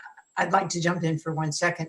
And that was an idea that the Board of Selectmen had last year, is that instead of having all of the people who work for the Board of Selectmen, so to speak, Mhm. that we brought them to you at the same time we saw them. In other words, someone in the office, like Christine, might have looked at the highway department, but we were trying to make it easier for everybody because we would be hearing the same thing you would be hearing. No, that part makes total sense, because I can tell you from years ago with EDC, when we'd have to present it 3 different times, one the Board of Finance, one the Board of Selectmen, and do it that way. I was just wondering, when we talk about the overall schedule and the process, because the Board of Selectmen and the Board of Ed are 2 separate entities, it kind of just made me question compared to what other towns do, But I think what Dan said is very true. In all of the years that I've been going to meetings before I got involved in this whole thing, but when I was in committees and different things like that, it was always the Board of Selectmen, well, Nick Mullane, et cetera, that was leading the way. Wouldn't you say, Dan? Yes. Mhm. Yeah. Caroline? Part of the difference may have been now that Christine is with us, because Mustafa used to, input things into the Excel spreadsheets and adjust things as we were discussing how, changes to the budget would impact the overall budget. So, I mean, part of it just might be because Christine came on board. You should you should talk to the hands raised. You've got some hands raised. Well, Dan's supposed to, but so Dan Smith and Mike. Dan, who do you want to go to next? Go. Dan Smith, what do you have to say? Yeah, so what on the what did not work besides COVID, because COVID didn't work for anybody in this past year. What didn't really work in the budget process where we had basically like mini tri-board meetings where we had the Board of Selectmen listen to the different boards come to the Board of Finance to give their one presentation. I thought it worked out pretty well. What did not really work from the past year? And I think at one point, the Board of Ed, and I know I mentioned this at that last meeting, that they would have liked a range to Yeah, to stay in for their, of what a possible percentage increase would be. So they didn't have to go back 7 times and start off super high. And now they're wasting not only their administrative time and their board's time, they're wasting, well, not wait, I won't say wasting, but they're taking up the time of our board to listen to it and then go back instead of giving a little, somewhat of a direction from the start. I know that was one thing that I could say might have been an issue last year. Yeah, But- I think Dan, I think it was a lot of back and forth, and I think we're just looking to make things we're hoping to make things a little bit more efficient. So, if general government comes back and cuts what we think you were told us to cut, and then we present that, and then it's, oh no, that's not actually what we wanted, and then we have to go back and do it again. honestly, I think the only time we ever had that was when we were talking with Peter, and it was like, well, we asked them to cut, and then we get back to the next meeting and nothing got cut, and they're like, well, you didn't tell me to cut. I think on the Board of Ed side was the only time that we ever had that situation where we kind of gave them maybe we need to go to more motions, and we actually put it down on record where we kind of gave them the everybody the courtesy of saying, hey, go cut this, or get to this, or come back with a better number. And then it's like, well, this is the better number. Like, well, that's you didn't go to what we needed to do. But everything comes back to the Board of Finance. I get why we don't want to have everybody on board, but talking at the meeting, but having the chairman and another elector basically being the only vocal voice, and then the rest of the board has to basically, you get your 2 minutes to talk about what you want. It's kind of, I don't know, disingenuous to my position as a seated board member of an oversight board.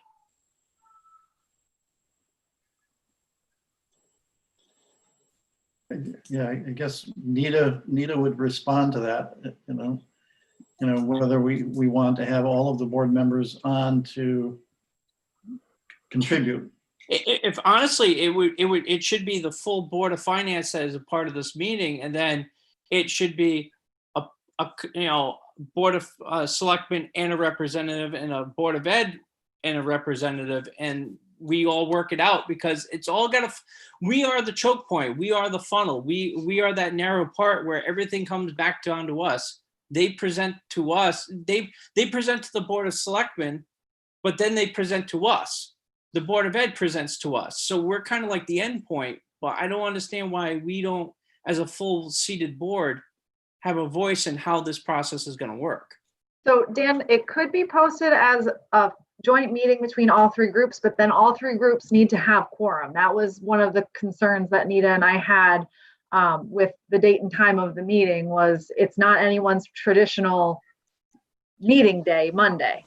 I'm fine with that, but it sounded like the Board of Finance is basically going to have Dan Spring and a person of some choosing to speak on the behalf of the Board of Finance, and the rest of us are muted till public comments, and that's it. And we get our 2 minutes of fame towards the end of the meeting after everything is said.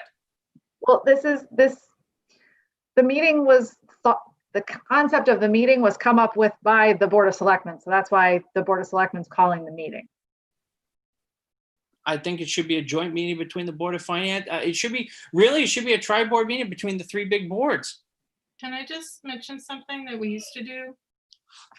Sorry to interrupt, and then Mike Anderson's had his hand up for a really long time. Back in the day when we used to go and meet, like in the cafeteria, for example, at the old elementary school. We used to sit in that room together. And so whether or not you had the chairs up front and everyone else, you know, in the audience, we could still interact and speak as we went along. And like, you know, it was just said, if we have to wait until the very end and we only have 2 minutes to speak as if we were just a part of the general public, I don't think that's necessarily helpful, because there might be information that any of us have from, you know, our involvement on other boards and commissions and committees or attending other meetings, that might be important to, you know, be a part of that conversation.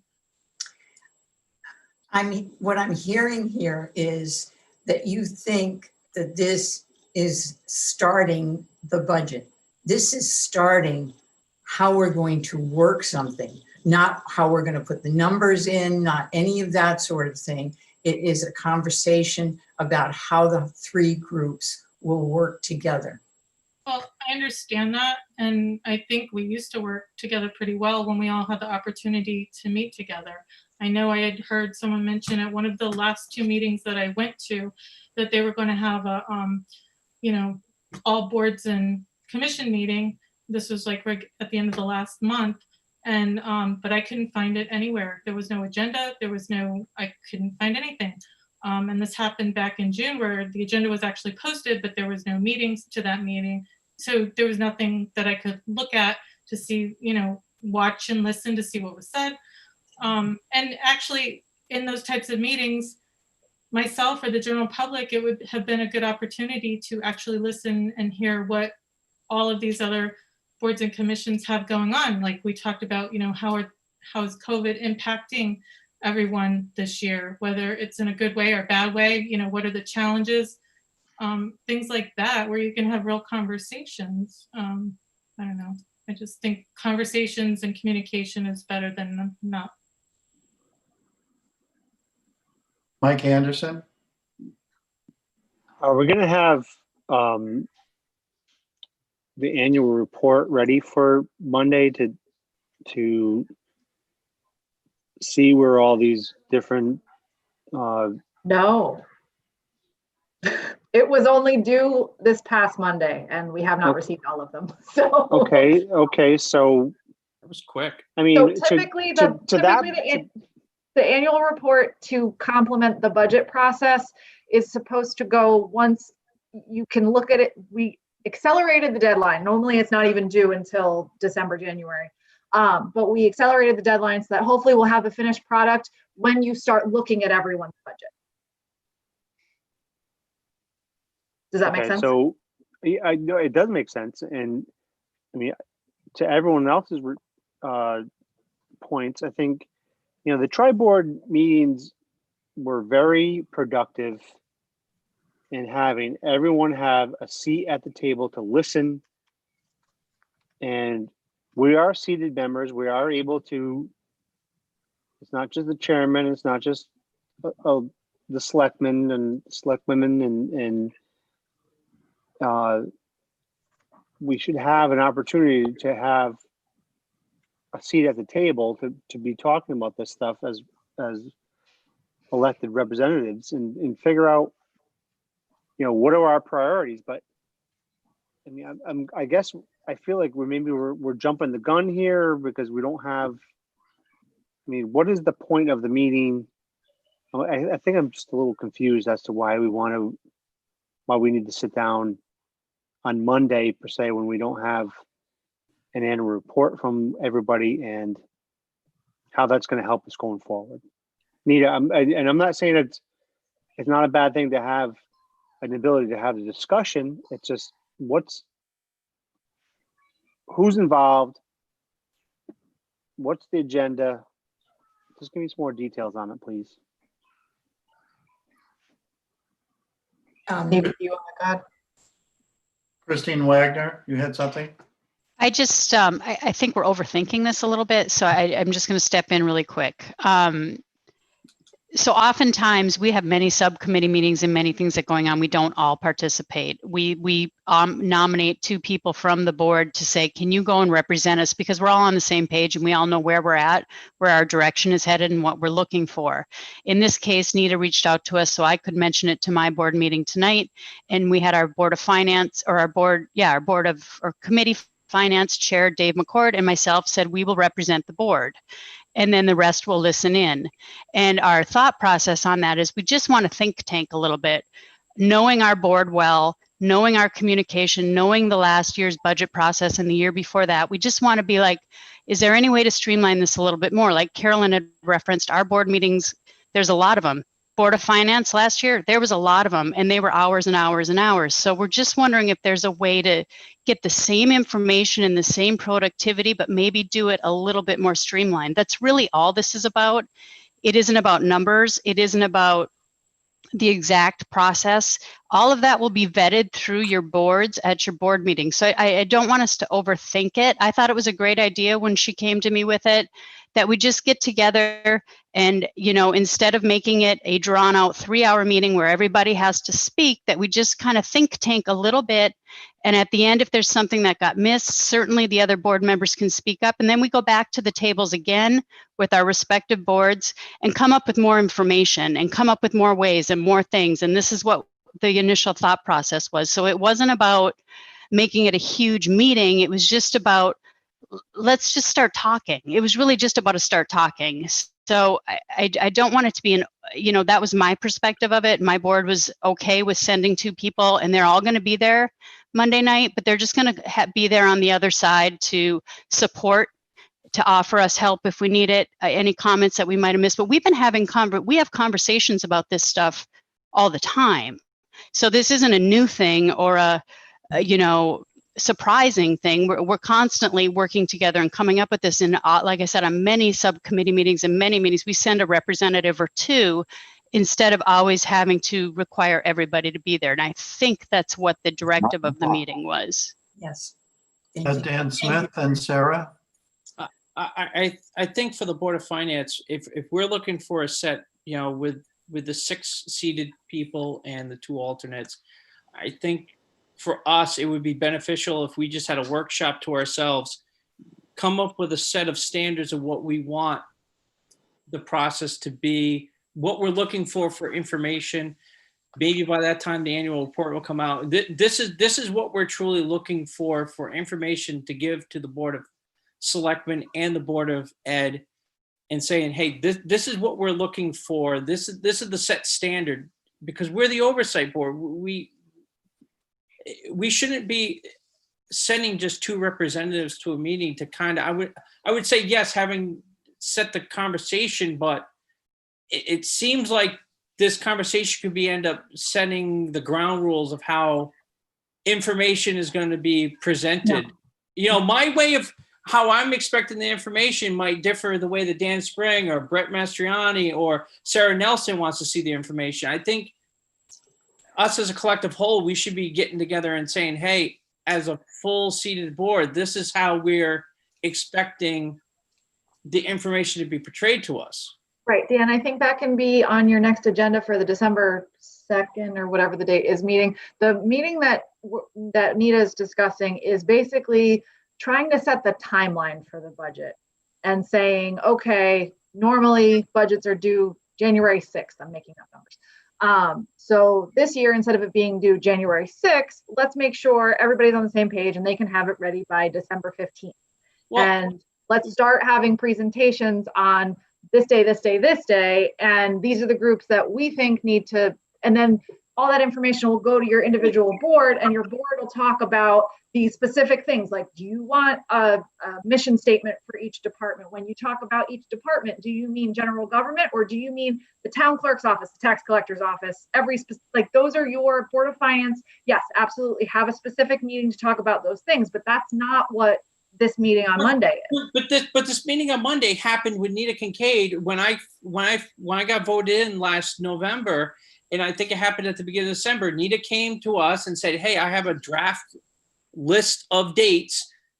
Take a look at it. And then we sat down and said, yep, this looks good. She put in some fluff where, in case we have snow days and, we talked Cool. about having the multiple boards and everything. It wasn't this, we Yeah. had to have this separate meeting. It was pretty This is- holistic where it was like, Instead of Nita sitting in front of her calendar and making that list and then presenting it, this is Nita sitting with a representative from each board to make the calendar together, and then the calendar will go to the boards to make sure it works for the whole boards. This is just, instead of Nita as one person doing it and telling everybody, this is what we're doing, let us know if it works. But- This is to have more holistic input, right, Nita? but besides the dates, did the overall format of it work? Was it flawed because of COVID? Was it flawed because it just didn't work because we had either too much fluff or not enough fluff in it? Where we had, I'm missing where we have to. We have to come up with dates, or is it flawed because the format was flawed from last year?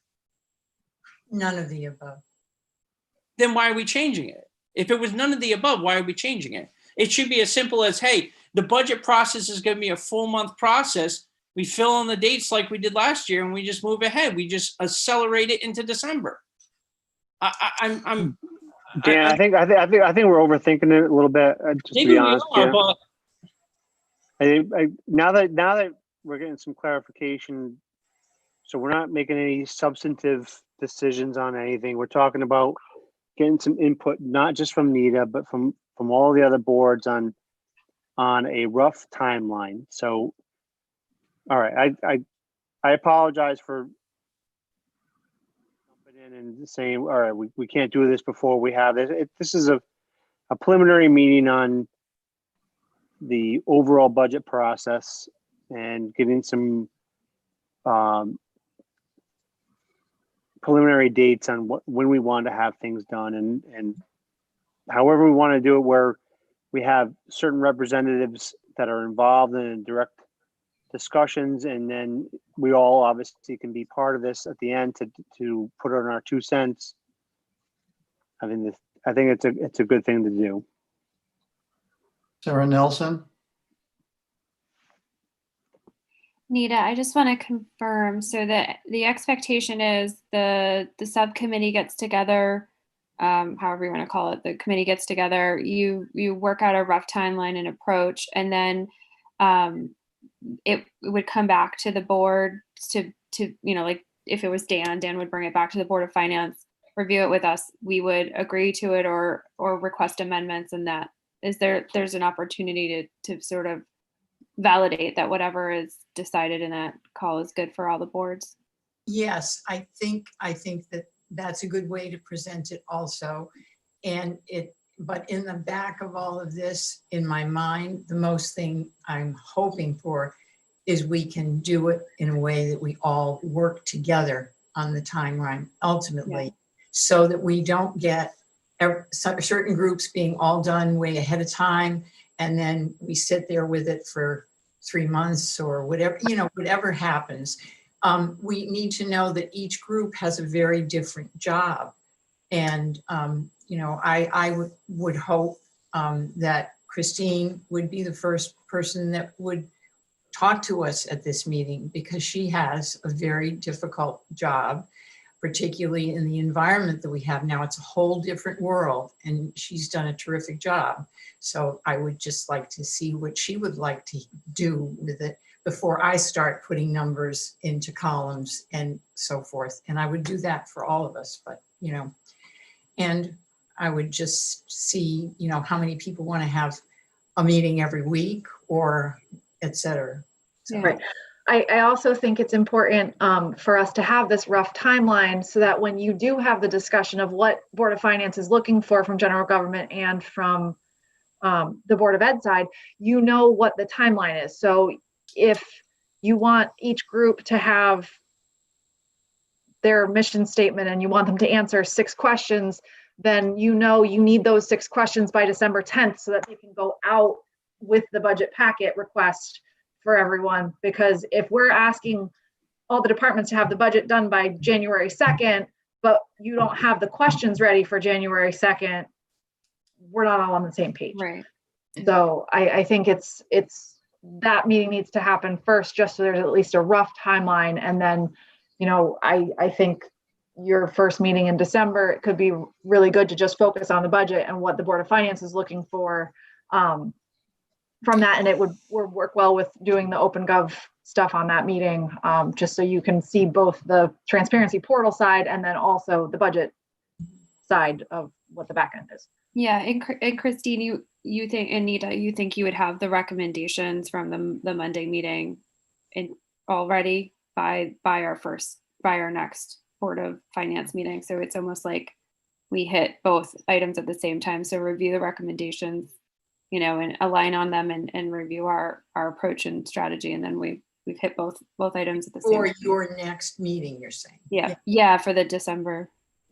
Yes, that is possible, assuming that it all works well. Yes. I just want to make a comment that, I understand you want to get earlier on this and you're going to discuss this on Monday, but I sent you guys an email last year and, I've been on boards and commissions in this town for 10 years. And I really do think that the budget timeline last year was unreasonable for boards and commissions to try to get numbers and preliminary stuff to you for the first week of January. As you guys all know, and this just might be insight to go into your meeting Monday, all these boards, except for the Board of Selectmen, are volunteer boards. You're going into the holidays in a shortened time frame, and you expected it earlier. I want to say, I'm just looking at it last year, that we had to have stuff to you by Friday, December, or January 3rd, right after Christmas, right after. And I know most boards didn't have it done for you by then. No, they did. Yes, I can tell you. and I want to say to you, if you look at the other towns, particularly some of the very strong towns, you will see that they have theirs done before the first quarter of the year. And they have no problem hitting the date that they need, et cetera, because they have a way of thinking about it. And, are we going to have a straight number on anything right now? Really?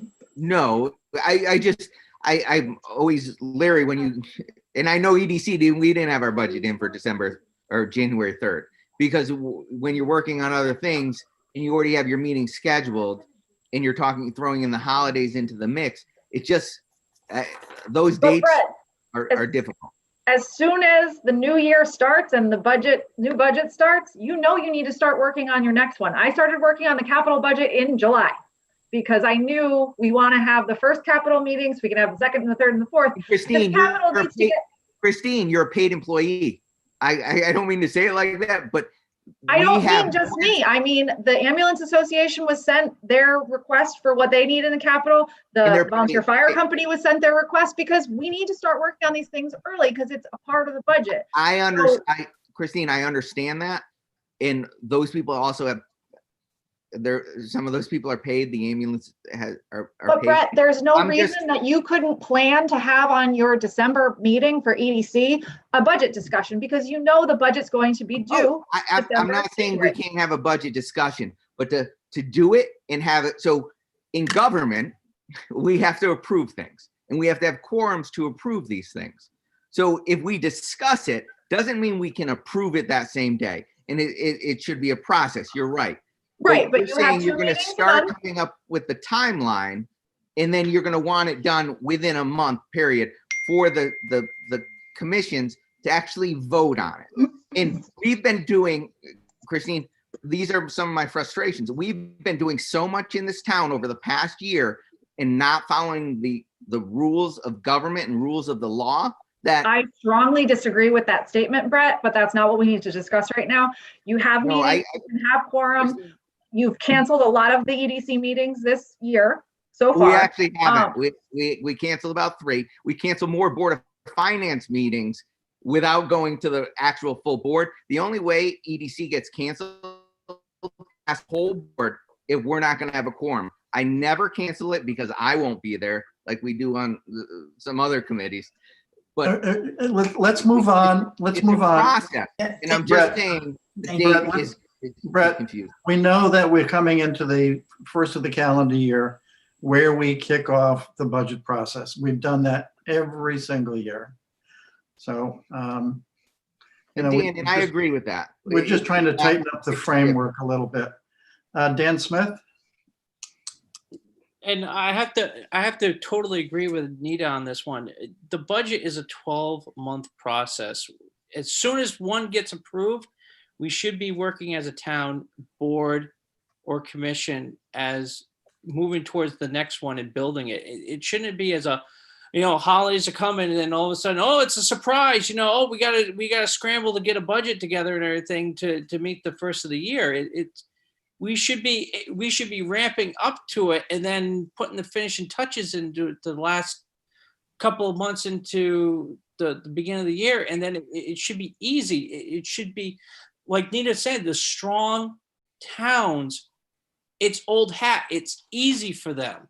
For some reason, it's in this town, it's everybody lights their hair on fire and it's like, oh my God, it's December, we're going to the budget season. We got to come up with a budget. It shouldn't be this hard. I totally agree with you, Nita, on this one. It should not be this hard to get a budget out of everybody. Carolyn Howell? I think that the reason that I suggested that we start the budget process earlier this year was a lot to do with COVID. I mean, obviously, I think we should start earlier and we should be thinking about all the things that, you know, we ended the last year with and the challenges that we had actually just trying to bring our budget to a public vote. I'm hoping that we're not going to have the same problem this year because I really believe that people should be voting on our budget. And I think, I don't know if anybody's thought about asking, you know, emergency services to speak on their budgets as well, because they are a part of this whole process. I know they had to cancel the meeting tonight for the fire company because of, I believe, because, you know, we can't meet like we normally do. So, you know, I don't know. It's just a thought, but I think that COVID is really having an impact on not only our emergency services, but the school. And how they're doing things and the costs involved and whether it's, you know, your staffing or your PPE and things like that. And I mean, honestly, we're having trouble getting PPE, gloves, things like that, you know, where I work, and we're in healthcare. So I don't know what's going on with the whole, you know, where people are getting their supplies from, the supply chain.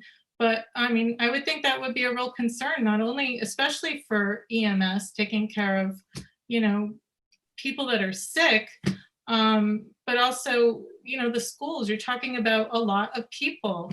You're not just talking about, you know, one small business here or there. So, I mean, I think it's important to have them involved in these conversations as well. All right. I think that we agree that, you know, Nita's meeting is going to be a good one. I think the question at hand was, is it going to be just one or two representatives from each entity that, you know, is speaking on an ongoing basis? Or does everybody from the Board of Finance in particular have that opportunity? So what can the decision be there from the Board of Selectmen side? Anne has a hand up and then Sarah. Anne, go ahead.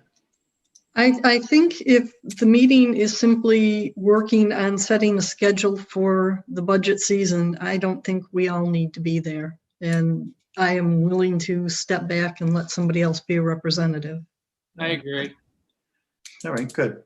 So I think we're starting to develop that consensus. Sarah, how about you? I agree. Okay. All right. Good. Sorry, guys. I didn't mean it to be anything like that. But what do you do? Thank you for those of you who understand. What We we're finally got there. I just want to continue on future strategies. Carolyn annual report. had something. I think Mike Anderson wanted to speak. He kept having his hand up, but I don't know. Okay. For He's some reason, not I'm on. not seeing everybody on my screen, so I apologize for that. Mike Anderson, go ahead. He's not on the meeting right now. Yeah, he dropped off. Maybe that was what he was going to say, was that he had to go. Exactly. Yes. I would like Annual my things. reports. I think Christine said that she has a good number of them in, but not all. I would say that the Board of Finance annual report is not in. I've started the draft, but I usually include the audit report. And so that's something I didn't include on future strategies, but we're being audited right now. We would look to have a report back from our auditing services by the end of the year. So For the annual report, do I have the Board of Finance's permission to send on Monday a strongly worded email to the people that have not sent in their report saying that the Board of Finance will be using this as a part of their analysis of the upcoming budget? Is that Yes. okay with all of you? done. Yes, do it. Yep. Is there anything else that wants to be brought up under future strategies? Dan Smith. What's that? Dan Smith had something. Go ahead, Dan. Hey Dan, I noticed that we in the past couple of months, the Board of Finance, we have canceled some meetings. Are we canceling because we're not making a quorum, or I know we almost want, I think we went like almost a month without meeting. At least once a month as a board, we should be meeting to head off some of the stuff. Could you? Yeah, the only cancellations were that we had meetings on the calendar early in the month where we did not have reports available. Okay, In other words, first week after the month, I didn't have a tax report. I might not have had the profit loss. I certainly didn't have the profit loss from Board of Ed. okay. So, and unless there was something else of critical nature, it wasn't substantive, nothing was substantive enough to say, let's have the meeting. Yeah, because I know like I have to plan like probably plan weeks in advance as much as anybody else. Could we just get if we cancel a meeting, could we just say either lack of quorum or lack of reports? I don't want to violate the open meeting rules or whatnot, but just adding a little bit of context to why we're canceling a meeting might help. You know what I Sure. mean? Lack of quorum, or hey, half the board is sick, something. Just say that we can't get a quorum or whatnot, or we're missing this and this. There's no new business or something. It would help out quite a bit. I'm happy to put a little bit of narrative. That's easy, but the two that were canceled were because of reports not available. Yeah, and that's fine. There's no point of meeting if we don't have something substantial to talk about. It's just it would be nice because all of a sudden I'll be planning, oh, we're gonna have a meeting, it's like, oh, meeting canceled. Well, why did it get canceled? And it's canceled well in as much in advance as you can cancel it. It's just it'd be kind of nice to know why things get canceled. At your next meeting, you're going to discuss your meeting schedule for 2021. So you might want to look at non-budget season if you need to have 2 meetings a month, because we won't have reports the first week of the month because we're just not reconciled. Yeah. So just something that you as a board might want to discuss. And that's for me, it's completely fine. If we're not going to get reports and whatnot, we go down to 1 meeting a month or whatnot. But it would just be nice to be able to have a little bit of context to it. Sure. Mike, you had your hand up earlier and we didn't get to you. We thought you dropped off. Something that needs to be brought forward? You're muted. Mike, I can see your mouth moving, but I can't hear you. Sorry, I was on mute. Okay. No, I don't need to say anything. My phone died, so I'm on my wife's. Okay. Let's wrap it up. All right. Sarah, did you have last word? Yeah, just a question. If it's helpful, so I captured a couple notes on types of things we would want to consider as a board, to review going forward. I'm happy to put some bullets together and send it out to the email thread if that's helpful. Sure. Well, okay. Carolyn? I would just request that, like, for example, if you couldn't make a meeting, Dan, maybe you could offer to Paul Simons to chair the meeting if there was something that we needed to discuss, and maybe you could poll the board and just see, is there anything that's important that we need to discuss, or, if there's nothing, then we'll cancel. But at least we'd have the opportunity to, still meet, even if you couldn't be there. Usually I am available, but I don't want to waste anyone's time either if there's nothing substantive to bring forward. And reports are, as an oversight, reports are very important to us. So, to see what the activity is, the fiscal activity. All right. Anne has her hand up. Yeah, I'm sorry. Go ahead. Well, I was just going to suggest that for some of the meetings that get canceled because there aren't reports, what if we turn those into workshops instead to discuss some of these things that, like what we want to see in a budget proposal, or maybe.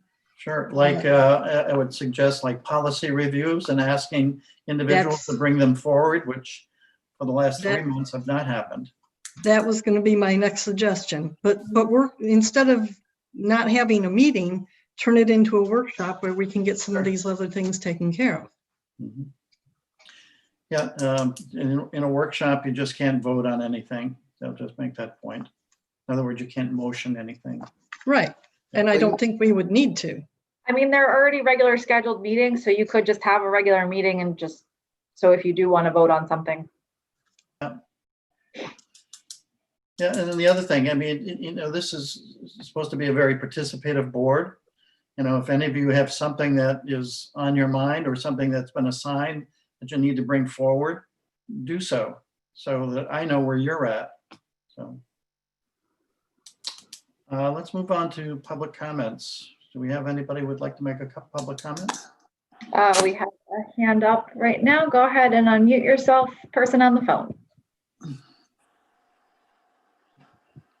Is that me?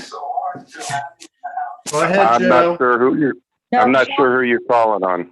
I was calling on you, Sean, because you were the one on the phone. So Joe, I'm just going to mute you right now. Okay, I just had a question. It's concerning a line item in the capital budget, C 2.01 Mack truck refurbishment. Can anybody on the Board of Finance tell me what that is, what the plan is? I had heard that, I don't know if it was engine or transmission or both. I don't know whether that's been expended yet or not, or. No, that has not been expended yet. And what's getting done, Christine? I would have to double check with Donnie on what the plan was for the refurbishment on, I don't know if it's the 97 truck or the 87 truck, but I just have to double check with Donnie on that. It's one at the transfer station? Right, there's an 87 and a 97 at the transfer station. I don't know what the plan was for the 10,000 for this year. Okay, because normally we're doing the rehabs to make a truck last another 5 or 10 years, and I didn't know whether this was the same vehicle they're talking about replacing with an electric truck. Yeah, that's why I need to check with Donnie on it. Thank you very much. Yeah, I could be wrong, Sean, but I think it was transmission, but Christine will follow up on it. Does the Board of Finance get a manager's report on the capital items, when you get the profit and loss? No, they just get the general government profit and loss statement. It would just be a good idea If to you want know. it added, just let me know. Okay. Because with the profit and loss, you can't tell what the progress is on that, on any capital item. Right, we talked about that when we reviewed it earlier in the meeting. I'm not sure if you were on at that point. Okay. Thank you. Thank you, Sean. Okay, Joe, you can go ahead now. Is that me? That's Yes. you, go ahead. I could talk? You can talk. All right, as you say, I got 2 minutes per each line item. That's 6 items on the agenda. I got 12 minutes. Here I go. And you asked the definition of encumbrance. You got the definition one part, you got another definition on encumbrance at the end of the year. So you're only 50% knowledgeable on that thing there.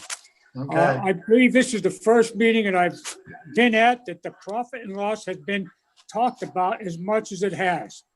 If your board members would take the January, February, March profit and loss, lay them side by side, you would see what's happening. The Board of Ed hides nothing. Your transfers are there. Every month they put out a budget transfer, whatever the heck they call it. They do. And everything, everyone that they transfer is there. I get every one. You can follow it from January through December. That's your responsibility, you know. I believe every board and commission throughout the year must operate under their guidelines to support their needs. However, at the end of the year, it comes to the Board of Finance and you dictate the format that you want them to present your information to you. That is exactly what I've been saying. I agree with you. I've been saying that for a long time. The other things, I'm so confused right now. The 2%, that could be a heck of a good profit for them or not. Tri-board meetings, fact. Every tri-board meeting go to, everybody says how nice the other one is. When you get back to your board meeting, you run them down like crazy. And you never discuss the items that should be brought back to the board to be discussed. And you've never, and I got facts from the past that I can show you. Sarah, your chairman should provide you with the board of handbook of boards of finance. That would let you know exactly what the heck you're doing on that board. If you don't have it, you should get it. And it's there. It will make it so much simpler for you. And that's why you're there for 6 years. You're not going to know not much in the first year. You're going to ask, you're going to put in it. Get that Board of Finance handbook. That's yours. It's there. Then you'll know what the heck you're doing. And Brett, you're absolutely right. Your thing you're doing. Tonight, all we've done is we talk, and nobody does. We haven't done anything tonight. Just stop and think.